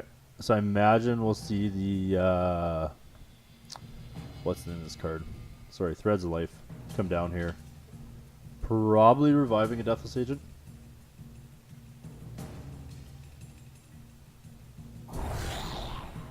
No, we're going to play the Deathless Infiltrator out. Okay. Set up blocker. We'll have a 2-6. Or sorry, a 4-4. My bad, it's +2 attack. With flying. Finding a Counter Crush, though, is going to clean up that Deathless Infiltrator and allow us to get in for some massive damage here. Which is what we're going to see.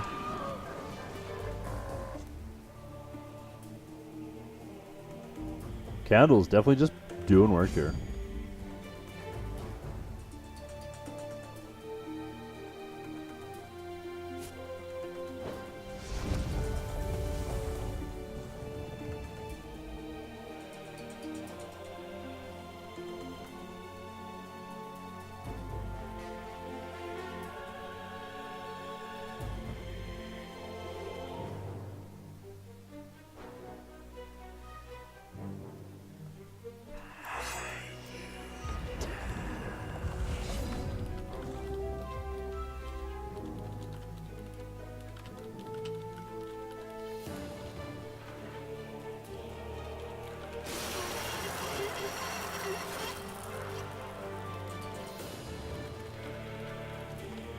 Winter's Grasp coming down.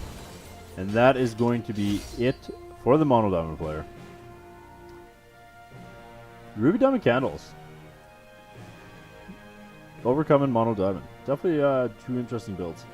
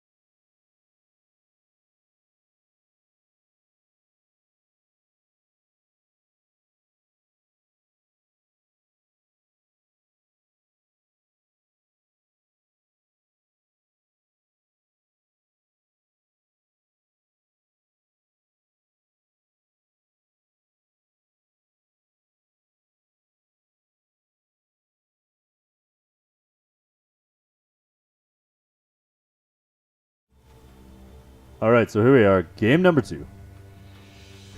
Magic Duel Masters versus Magnus. Oh. I might have clicked on the wrong game. Looks like I clicked on the wrong game. So, Kaliak Magic Duel Masters must have won game number 2. My bad. Long day at work.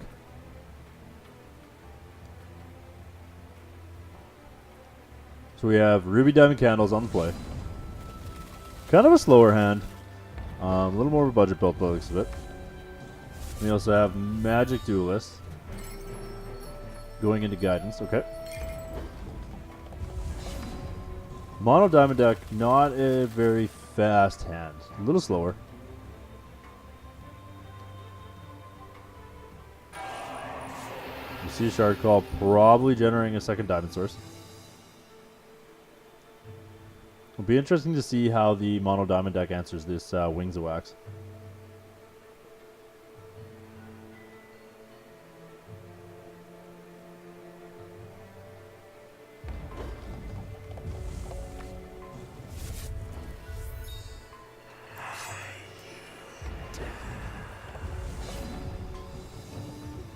Alright, we picked up a Lady Wax, so we have the Deathless Agent on board.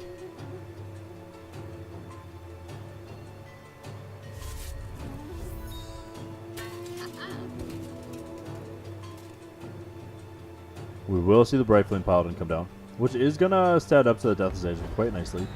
Unless we can find some way to Fate Weave here on Kaliak's side of the table, which we don't.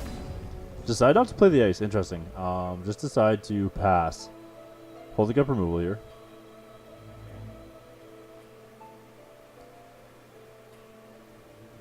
So I imagine we'll see a swing with his Bright Flame Paladin. No reason not to.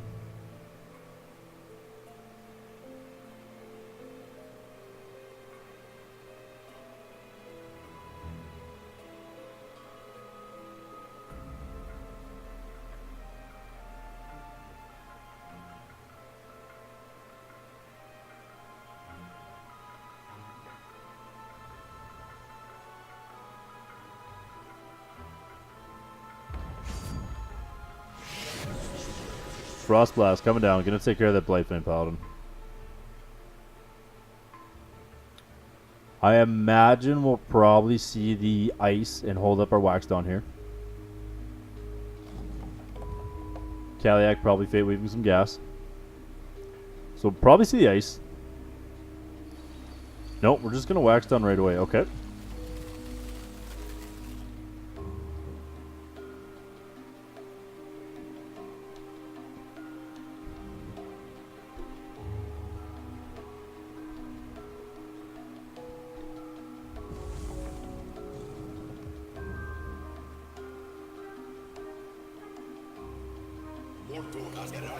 So we're gonna see the Righteous Exorcist come down.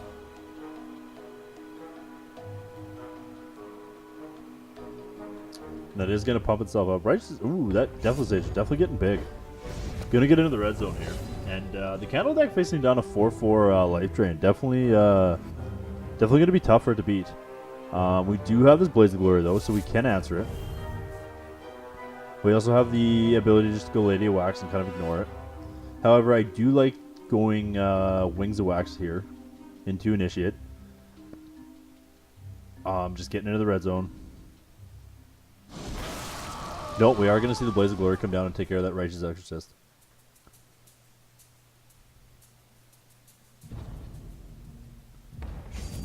This Candle's getting into the red zone here. 4 to face. Kaliak 21. Magnus at 2. Or 22.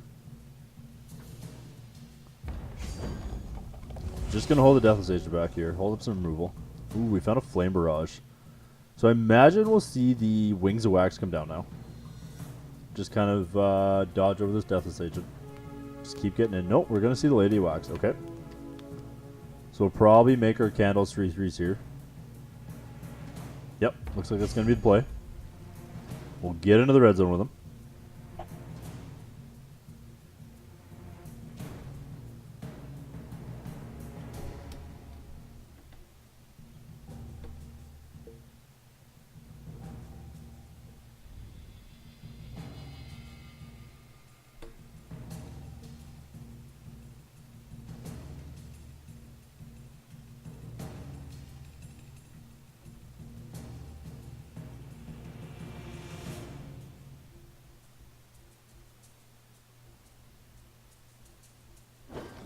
Nope, we aren't going to get to the red zone. Scared of removal. Not sure what we're fearing there, but we decided to pass.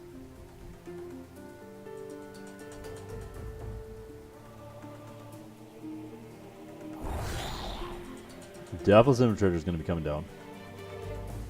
It's going to make our 2 blockers here fairly large. Candles are going to have to face down 2 4/4s.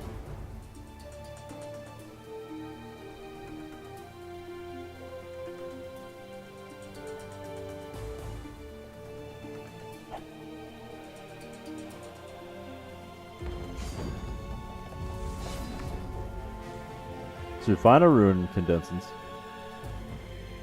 Candescence, sorry. So I imagine we'll see the Wings of Wax come down here. Yep. We'll probably make our Candles 4/4s. Let's just Flame Barrage on. Flame Barrage still on 2. Make our Candles 5/5. Come across, get into the red zone. And that is going to be it for Kaliak. Kaliak's seen enough. Candles 2-1. Magnus moving on.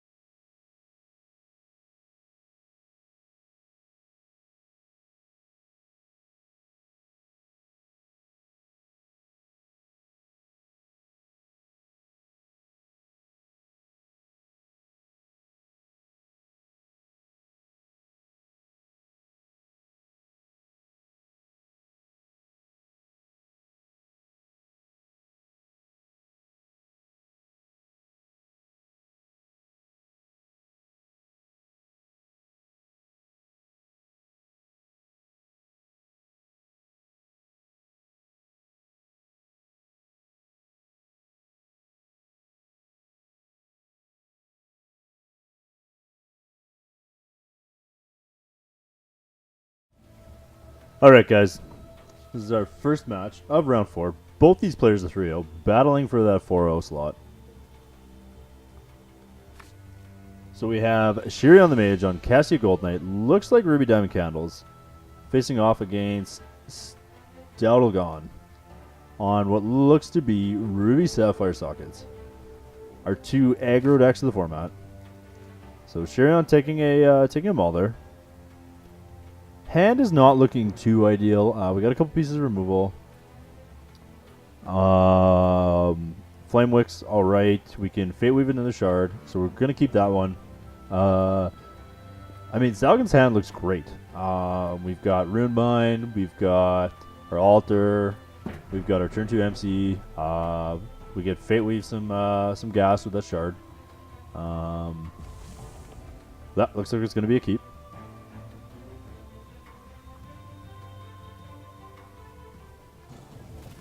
Shurion the Mage, we're going to start off with an ice. Probably Fate Weaving into the Shard.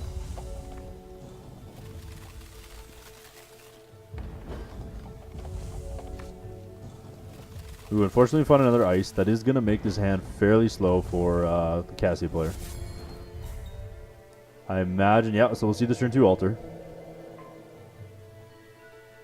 Turn 2 altar is going to be tough to beat with Cassia holding opening such a slow hand here. Shurion the Mage definitely going to have to do. Hope the top of his deck is good to him. Doesn't look like it, however, we do get to get this Acolyte of Flame in play. So we will get some aggression in play here.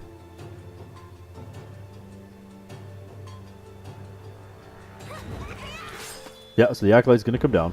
Probably Fate Weaving, Gas, I'd imagine. Or I could see a Shard off that ice. So the turn 2 MC is going to come down. Found a Shard, which is going to help us get into our Dark Heart sooner, which Dark Heart is going to be very good against Candle's deck. Holding up Runebind 2 here is going to be very good. Be able to protect our MC from any sort of removal.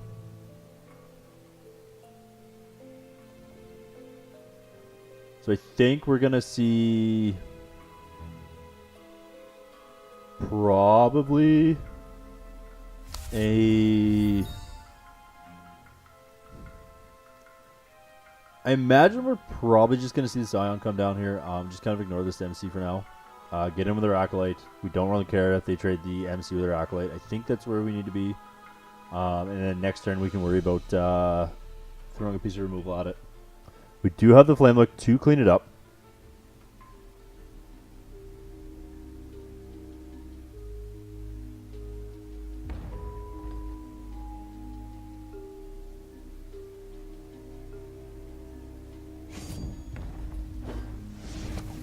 Yep, so we are going to get in the red zone with the Acolyte. We are going to see the Scion come down. That Scion will probably be taken out by a Runebind here.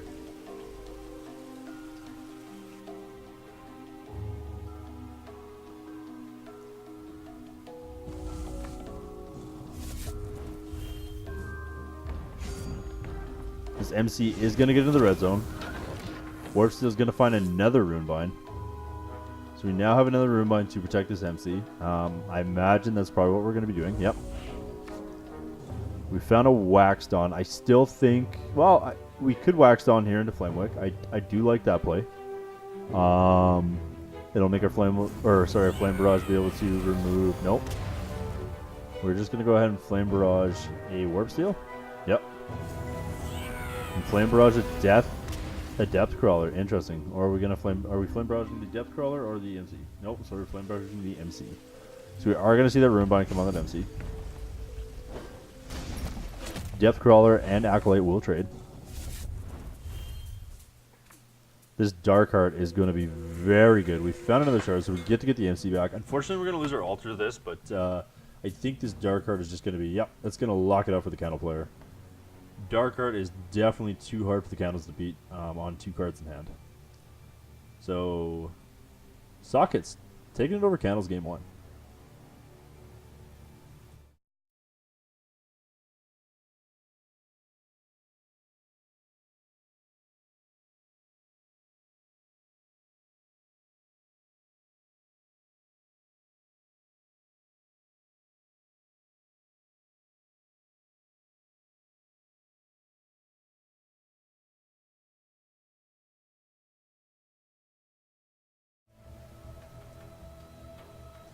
Alright, here we are for game number 2. Shurion the Mage versus Sout Algon. Shurion the Mage on place. Candle stumbling a little bit to the Ruby Sapphire Socket deck game 1 there. Unfortunately, the Candle deck did have to take them all. Again, hand is not looking fantastic. However, if we are able to Fate Weave a fast shard off the top of the deck with this ice, a fast Ruby shard, our hand definitely will be great. We are going to risk it to get the biscuit, so we are going to keep it here. Ooh, interesting tech in the Sockets deck here against the Candle deck. Quarters of the World. Very interesting. Shard of Innovation.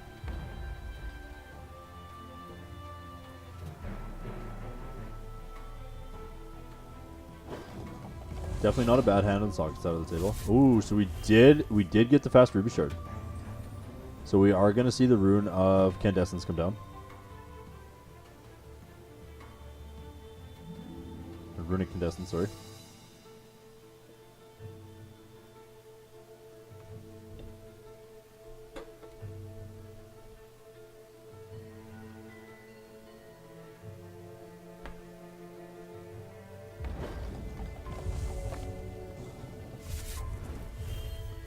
So I imagine, yeah, we'll see the Exalted Professor come down here. Ooh, we found a Choir. Fortunately, still missing shard drops. However, this Acolyte of Flame is going to be able to come down. We'll start to go wide here. We'll take down that Choir. Take it slow.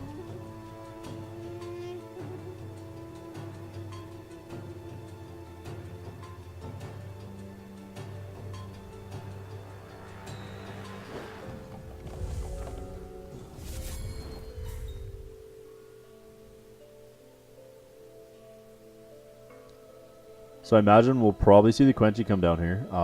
Quench blocks favorably right now against the candles.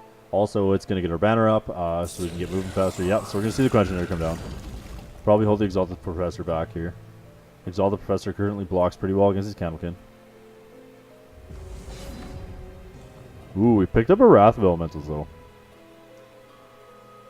It'll be interesting to see what line our Cassia player decides to take here. Oh, looks like we are going to hold up the Return to Cinders.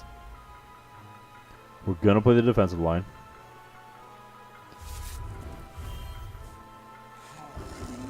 Sabretooth probably taking out a candle by the looks of it. Nope, we're going to go ahead and take out the Acolyte. And rip the banner. There's the Verdict. Verdict pretty good against candles. Nope, the Runic Condensance is going to come down. Choir down to 4 now. See the Acolyte come down. We'll get into the red zone.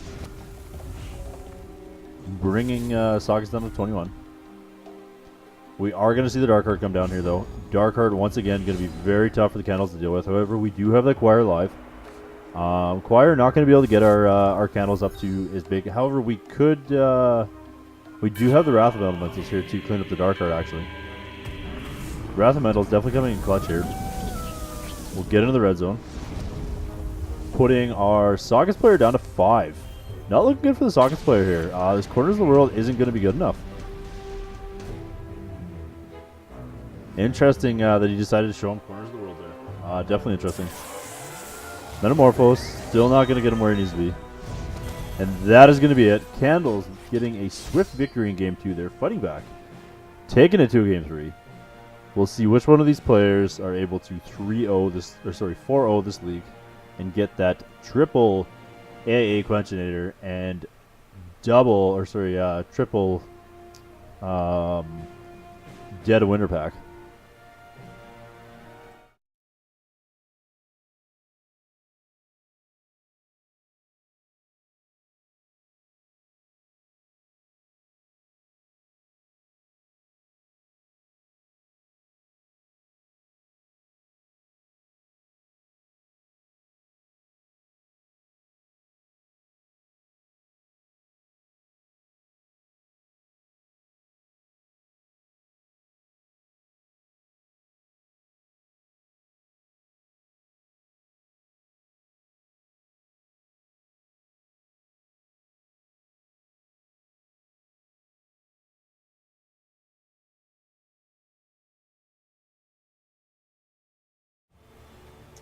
Alright guys, here we are. Game number 3.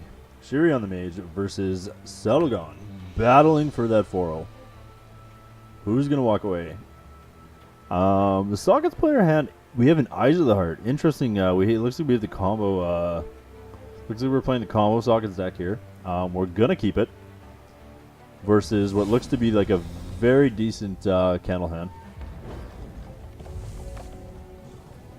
Kind of agree to keep on the Socket side of the table. However, the double Runebind is going to hold us in this. Oh, we are hitting shard drops though. Heartstorm Color coming down. Blocks very good against the Candlekin Troop right now. So I imagine we'll probably see the fast shard here and drop the Acolyte. Oh, no. We're just going to... yeah, we're going to see a Cinder come down on that Heartstorm Color. Okay. Still, the Sockets player hand, Selvagon's hand, they're looking pretty slow, especially when we get the Wax Dawn coming down here into the Wings of Wax. No, we're gonna play the Acolyte. Okay. Gonna choose not to Wax Dawn there. Here's the Ruby Ice. Probably find some gas off that. Not gonna use the Primordial Sabertooth to take out a candle. Interesting. So see the Wings of Wax. Get in the red zone for 3.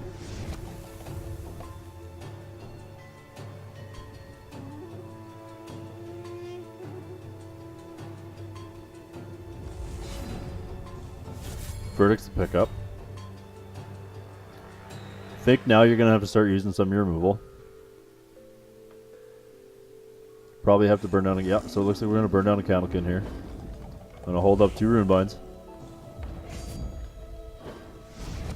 Take the 4 here. Sentry coming down. Sentry not looking too good against this current board though, unfortunately. However, we are going to have the Verdict here to line up with the EOT Wax Dawn here. Oh no, we're going to see Wrath Elementals come down. Try and bait the counter. If you're on the socket side of the table, you're letting this resolve.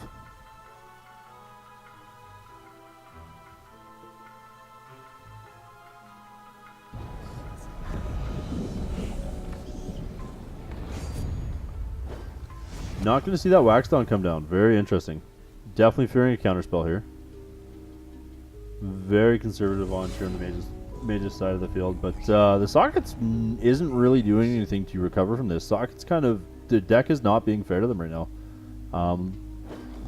Not really drawing what they need to draw off the top of the deck. Nope, still no Wax Dawn coming down. We have 3 Wax Dawns in hand. We weren't willing to burn one. Interesting. So we'll see the swing. Get in for 4. Not looking good for Selvagon though. Down to 8 already. This is all the Professor. Still not looking good against these candles. Ooh. We're going to have to see a Runebind on that Wax Dawn here.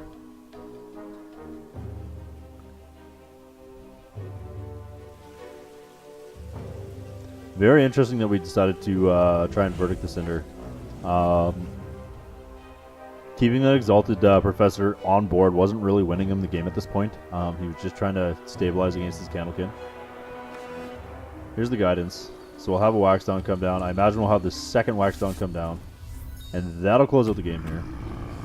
Nope, we're just gonna rip the removal spell, and that is gonna be it. Shirion the Mage going 4-0. Cleaning up Selvagon on Sockets. Congratulations to Shirion the Mage on 4-0ing this week's result.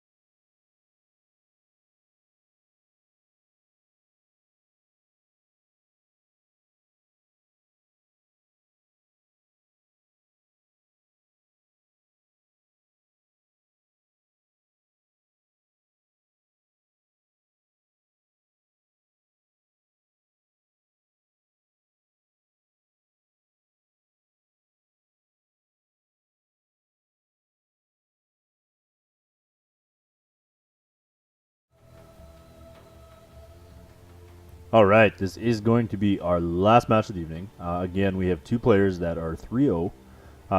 Tarno we saw at the beginning of earlier on there against Manifesto on Mono Wild Balthazar versus Out of Step on another Haraza deck, so it looks like probably Sockets.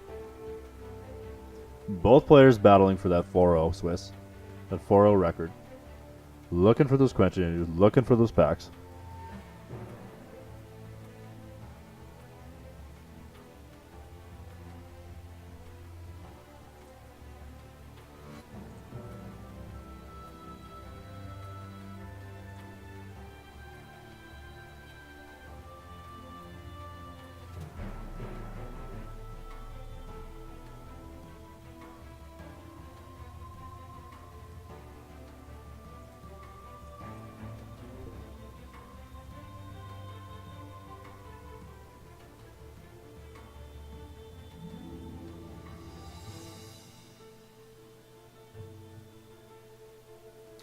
A little bit of delay here.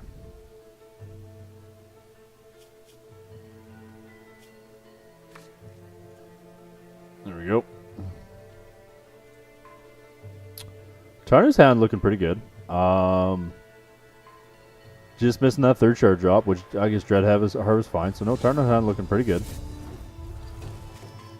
Interesting. We're gonna go with the Witch of the Wishing Well in one. Okay, very aggressive. Out of Step's hand looking very good too. We're gonna go with the turn one Sentry here. Double MC is gonna be looking very good in this match.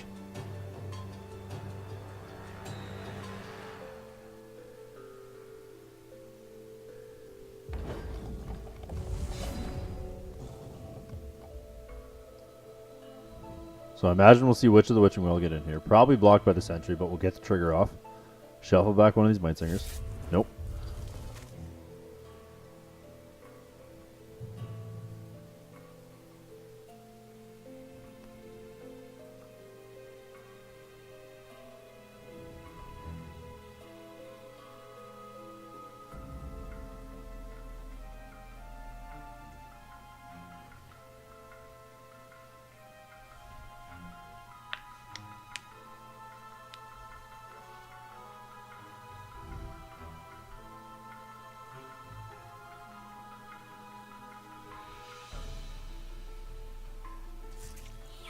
So we are going to see Might Singer come down. No swing with the Witch of the Wishing Well. Interesting. Not going to shuffle away the other Might Singer. Probably looking to get double value out of it.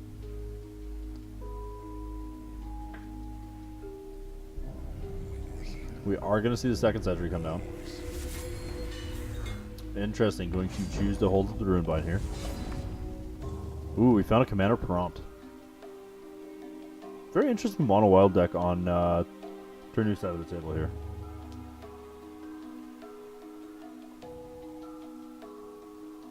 I don't know how you pronounce that, but on the Balthazar.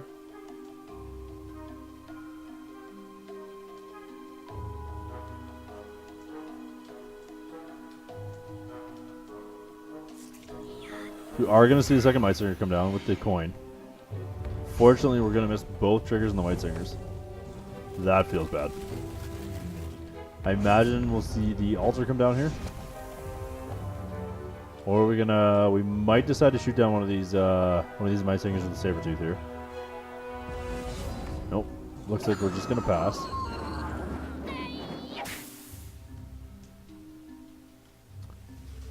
Okay. So see the Runebind come down. Kind of slow down his tempo here. We do have the Dread Harvest in hand though, so we do get to trigger that next turn. I imagine nope, still no swing. Interesting. Played pretty defensive on the mono wild side of the table here. And we did find a Quench in her, which means we do get to banner now. Looking pretty good for Out of Step here. We get a banner, we get to get into the red zone. Kind of slow on the mono wild side of the table here. A little too slow, looks like.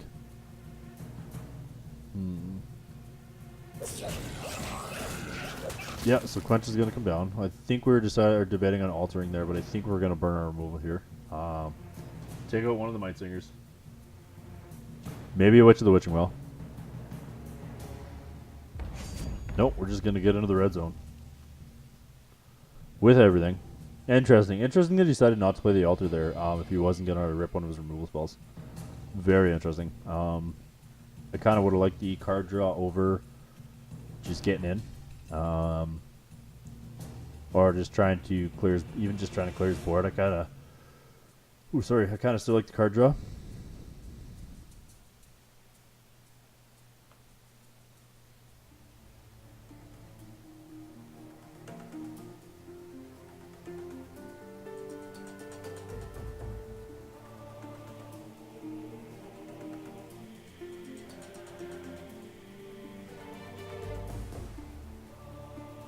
So we are going to see a double block on one of the sentries.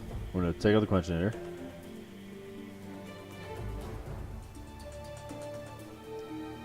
So Paladins are down to 10, and we are going to see the Sabertooth finish off the Mightsinger there.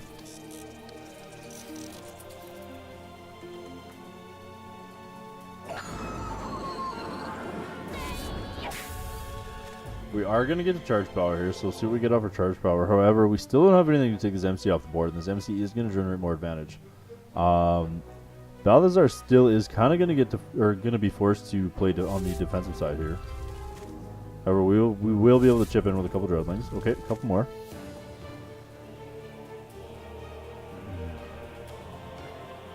Still not looking too good on the mono wild side of the table here. Oh, yeah, man, we got prompt. We managed to hit prompt right.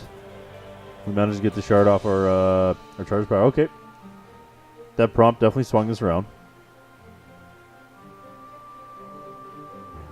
Prompt looking pretty good here now.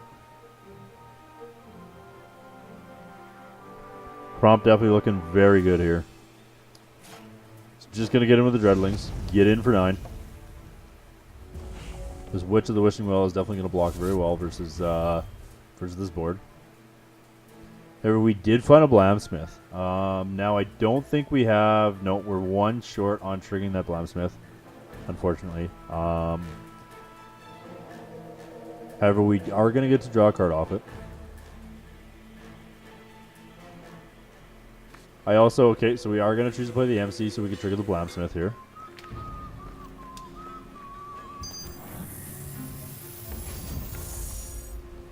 Get into the red zone here with the MC and the Blamsmith. We are going to be forced to block one of these. The question is, well, are we blocking both, or are we throwing this prompt under the bus to take out this MC? I don't think that's the right play. I think the Witch of the Wishing Well, we're just throwing under one of them. Probably just the MC, I guess. We have the Battle of Destiny to clean up that MC next turn. However, that does put us dead on board. So we'll probably be forced to Wildlife here. Looks like that's going to be the case. Going to be forced to Wildlife on 3. Hope that we get some good hits off our Wildlife.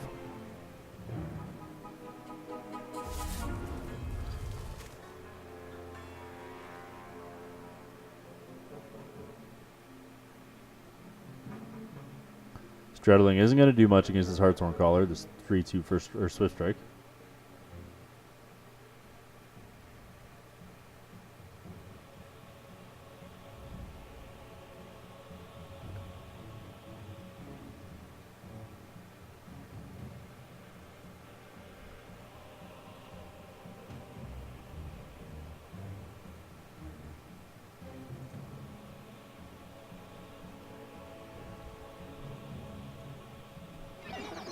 So we are going to see the Wildlife on 3. Ooh, Rust-Tongue Lasher was a nice hit. So we are going to get to take out that MC. I think that's where we want to be right now against this board. I don't think there's merit to taking out the banner.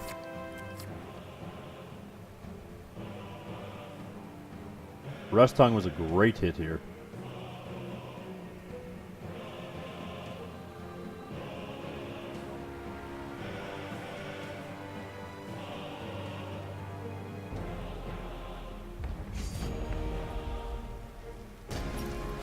So we are going to see a block. Ooh, we found an MC off the top, though, into a Replipopper. Look at this. This Replipopper is going to be able to get in, too. That was definitely a big top. That's actually just going to end it. That Replipopper having flight just closes this game right out. Wow, the top deck. Very good top deck from out of step to close the game out. Very unfortunate for the Mono Wild player. Repliplopper, put in work. Mono Wild player debating if there's anything he can do. Double checking, making sure he's not missing anything. But it looks like that Repliplopper is going to go ahead and close out this game.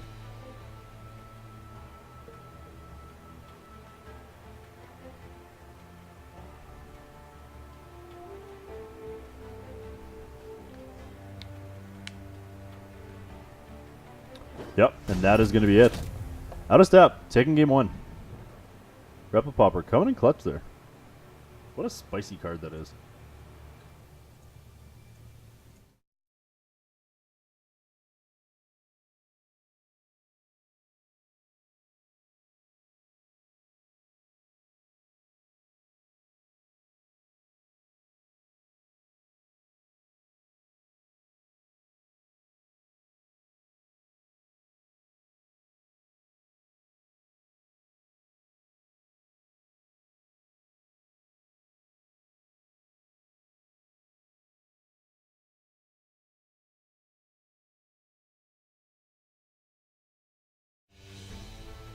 Alright, so we're back for game number 3. Mono Wild in the play again. Looks like we have a much more aggressive hand here. Jubilant Jouster we saw earlier putting in work. Wonder how to fare against the socket decks. Looks like Outstep's side of the field looks, or Outstep's hand is a little slow. Gonna decide to keep it though.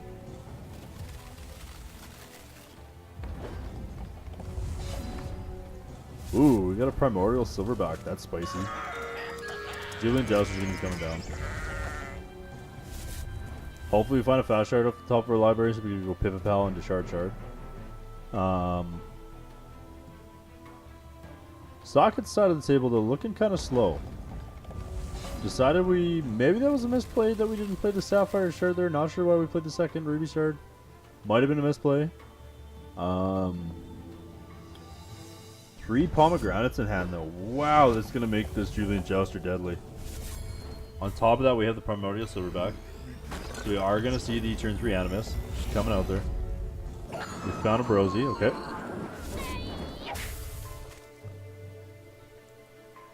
Jubilant Jouster is definitely going to get in for a ton of damage here. So we'll see the charge power. Hopefully we hit a shard. We didn't. Ooh, we found a Nature's Rain though. That does answer this Animus. Yeah, being able to answer this Animus and getting in for 6 here is going to be huge. Going to put the Balazar player definitely really far ahead. We aren't going to see the Nature's Rain come down. Interesting. I don't know how much I like this play. You kind of just gave your Sockets player the ability to pump up his team and just come right into this. Definitely a bit of a misplay here on the Mono Wild side of the table. Now we're going to... Okay. Interesting. However, we are going to get to double Pomegranate here. Which is... Oh, no. Sorry. We are only going to get to Palm once. Because we played the Might Singer. So we're going to get in for 10. However, out of step pretty low. Gonna have to play a bit of defense here, considering how dangerous this Jubilant Jouster is. And this Might Singer is now going to become a 7/7. On top of that, we also have the Primordial Silverback in hand. I think all this crush power is just going to be too much. I think we're just going to crush right over top of the Mono Wild, over the Sockets troops here. Yep, looks like that is going to be the case. Jubilant Jouster and Might Singer are just closing this game out.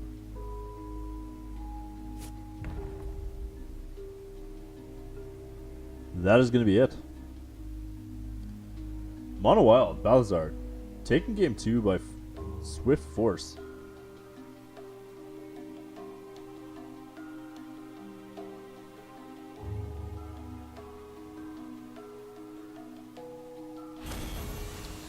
And that's it. Definitely interesting how much work that Jubilant Jouster and Might Singer put in.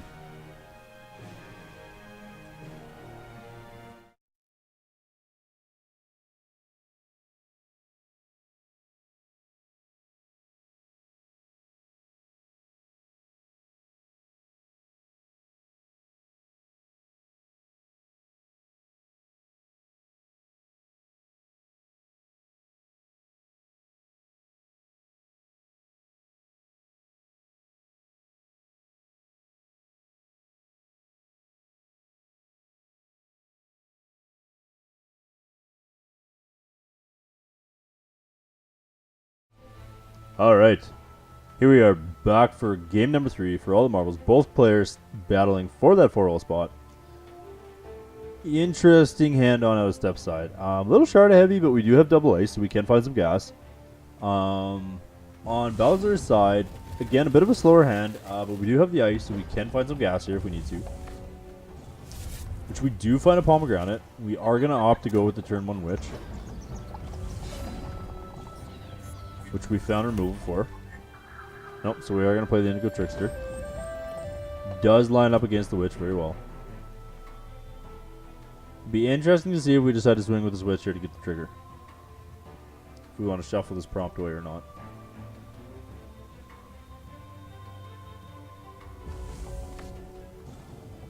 Whew. So we'll definitely be seeing this ice come down, I think. Fit with some gas. Nope, we're going to opt to cycle the coin.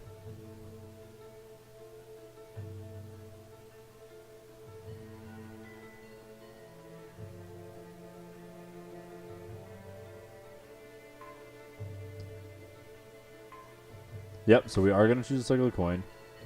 Interesting. I wonder if we're still going to swing it with this witch or we're going to keep this prompt.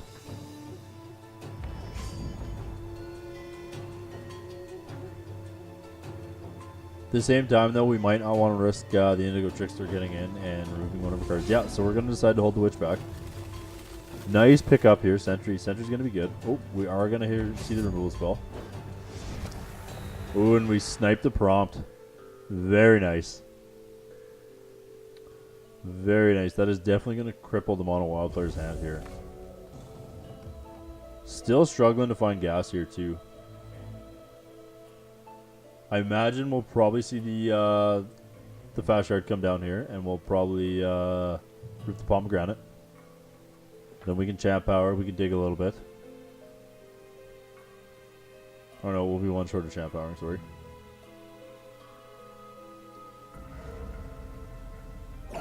Yep. So we are gonna ramp, hoping hopefully the top of the deck will be good to our Mono Wild player here.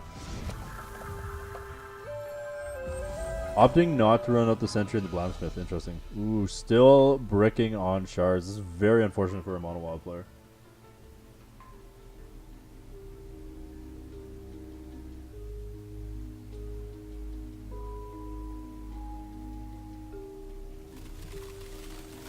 So we are going to see an ice come down, try and guarantee some gas here.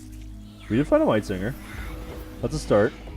We can start crawling our way back into this. This Might Singer is going to turn into a 7/7 here.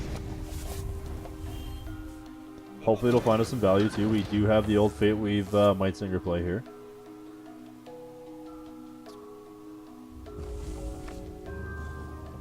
Found a Palm too. So I think what I would like to see, I'd like to see this Fate Weave shard come down first. Guarantee something on the top of your library, see if you can grab it with Might Singer. Yeah, which looks like it's going to happen. Oh, we were one shard off of, because we played our other shard, right? A little punished there for playing that, that Ruby Wild shard. Here we found a witch. Which means we are going to be, well, we're not quite at the point where we're forced to block, but still not looking good for a Mono Wild player. Ooh, and we have the banner here.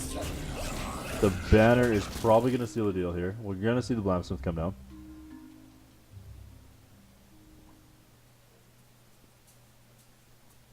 Nope, we're going to opt to not play the Blamsmith. Nope, we opted to not play the Blamsmith. Not sure what we're playing around here, but Mono Wild player, unfortunately, is just going to be too slow here by the looks of it. Because he is at the point where he's forced to block, I believe. Let me think. 8. Yep, is at the point where he's forced to block. Sides is going to take a bit of a greedier block. Very unfortunate the way we flooded this game. Doesn't look like this Might Singer is going to be good enough.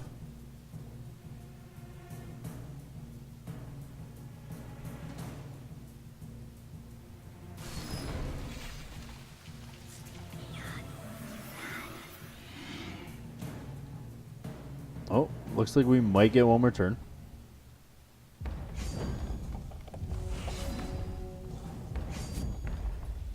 Again, both players a little punished for their misplays here. I believe Out of Step had nothing to play around, and I believe we should have ran that Blamsmith out.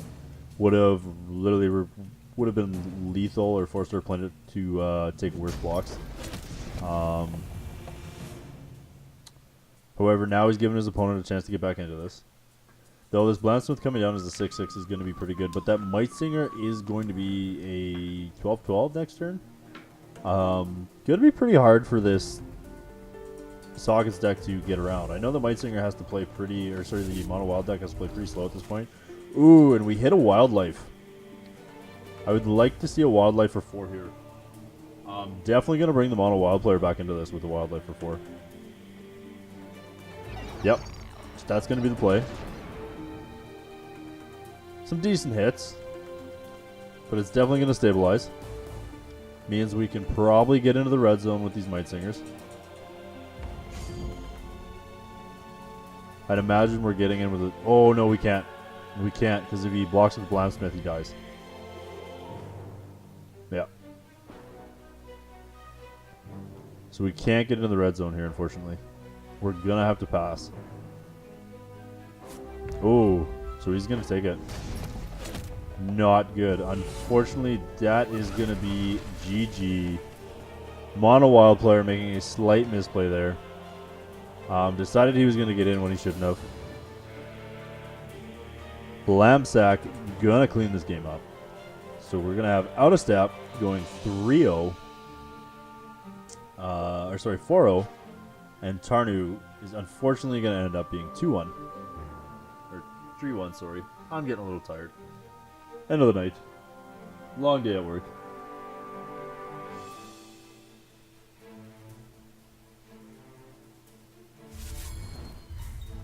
And we're just going to see the pass here. And that is going to be it. Blamsack is going to clean the game up. Out of Step, 4-0ing. Tarnu unfortunately ending up being 3-1. That is going to be it.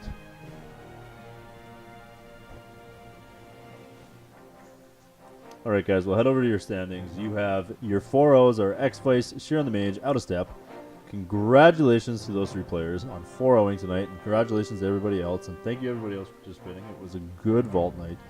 And thanks to everybody coming and hanging out tonight. I appreciate it. It wasn't my first time casting by myself. I've been usually casting with a partner because I enjoy it more. You kind of have, you know, somebody else to add their different point of views. It makes it a little more interesting. You know, I was a little blanted. Like I said, I'm a little tired. It was a pretty tough day at work, so I do apologize about that. But once again, guys, thanks for hanging out. I appreciate it. I'm going to go ahead and call it a night there. If you guys have any suggestions on me improving my casting, since I am practicing to be casting vaults in the, or sorry, bashes in the future here, with Traxum, let me know. Biznash, this is the vault. This is the Arcanum Vault. But yeah, let me know, guys. You can go ahead and message me on Twitch. Hit me up on Twitter or on my YouTube channel. You can find me in Discord. But that's going to be it for me tonight, guys. Once again, thanks for hanging out. My name is Mustache Magic. If you missed this video or you only caught half the stream and you'd like to catch the full stream, it will be up on both my YouTube channel and the Prismatic Guild official YouTube channel. So look for that. Once again, guys, thanks for hanging out. My name is Mustache Magic. Have yourself a good night.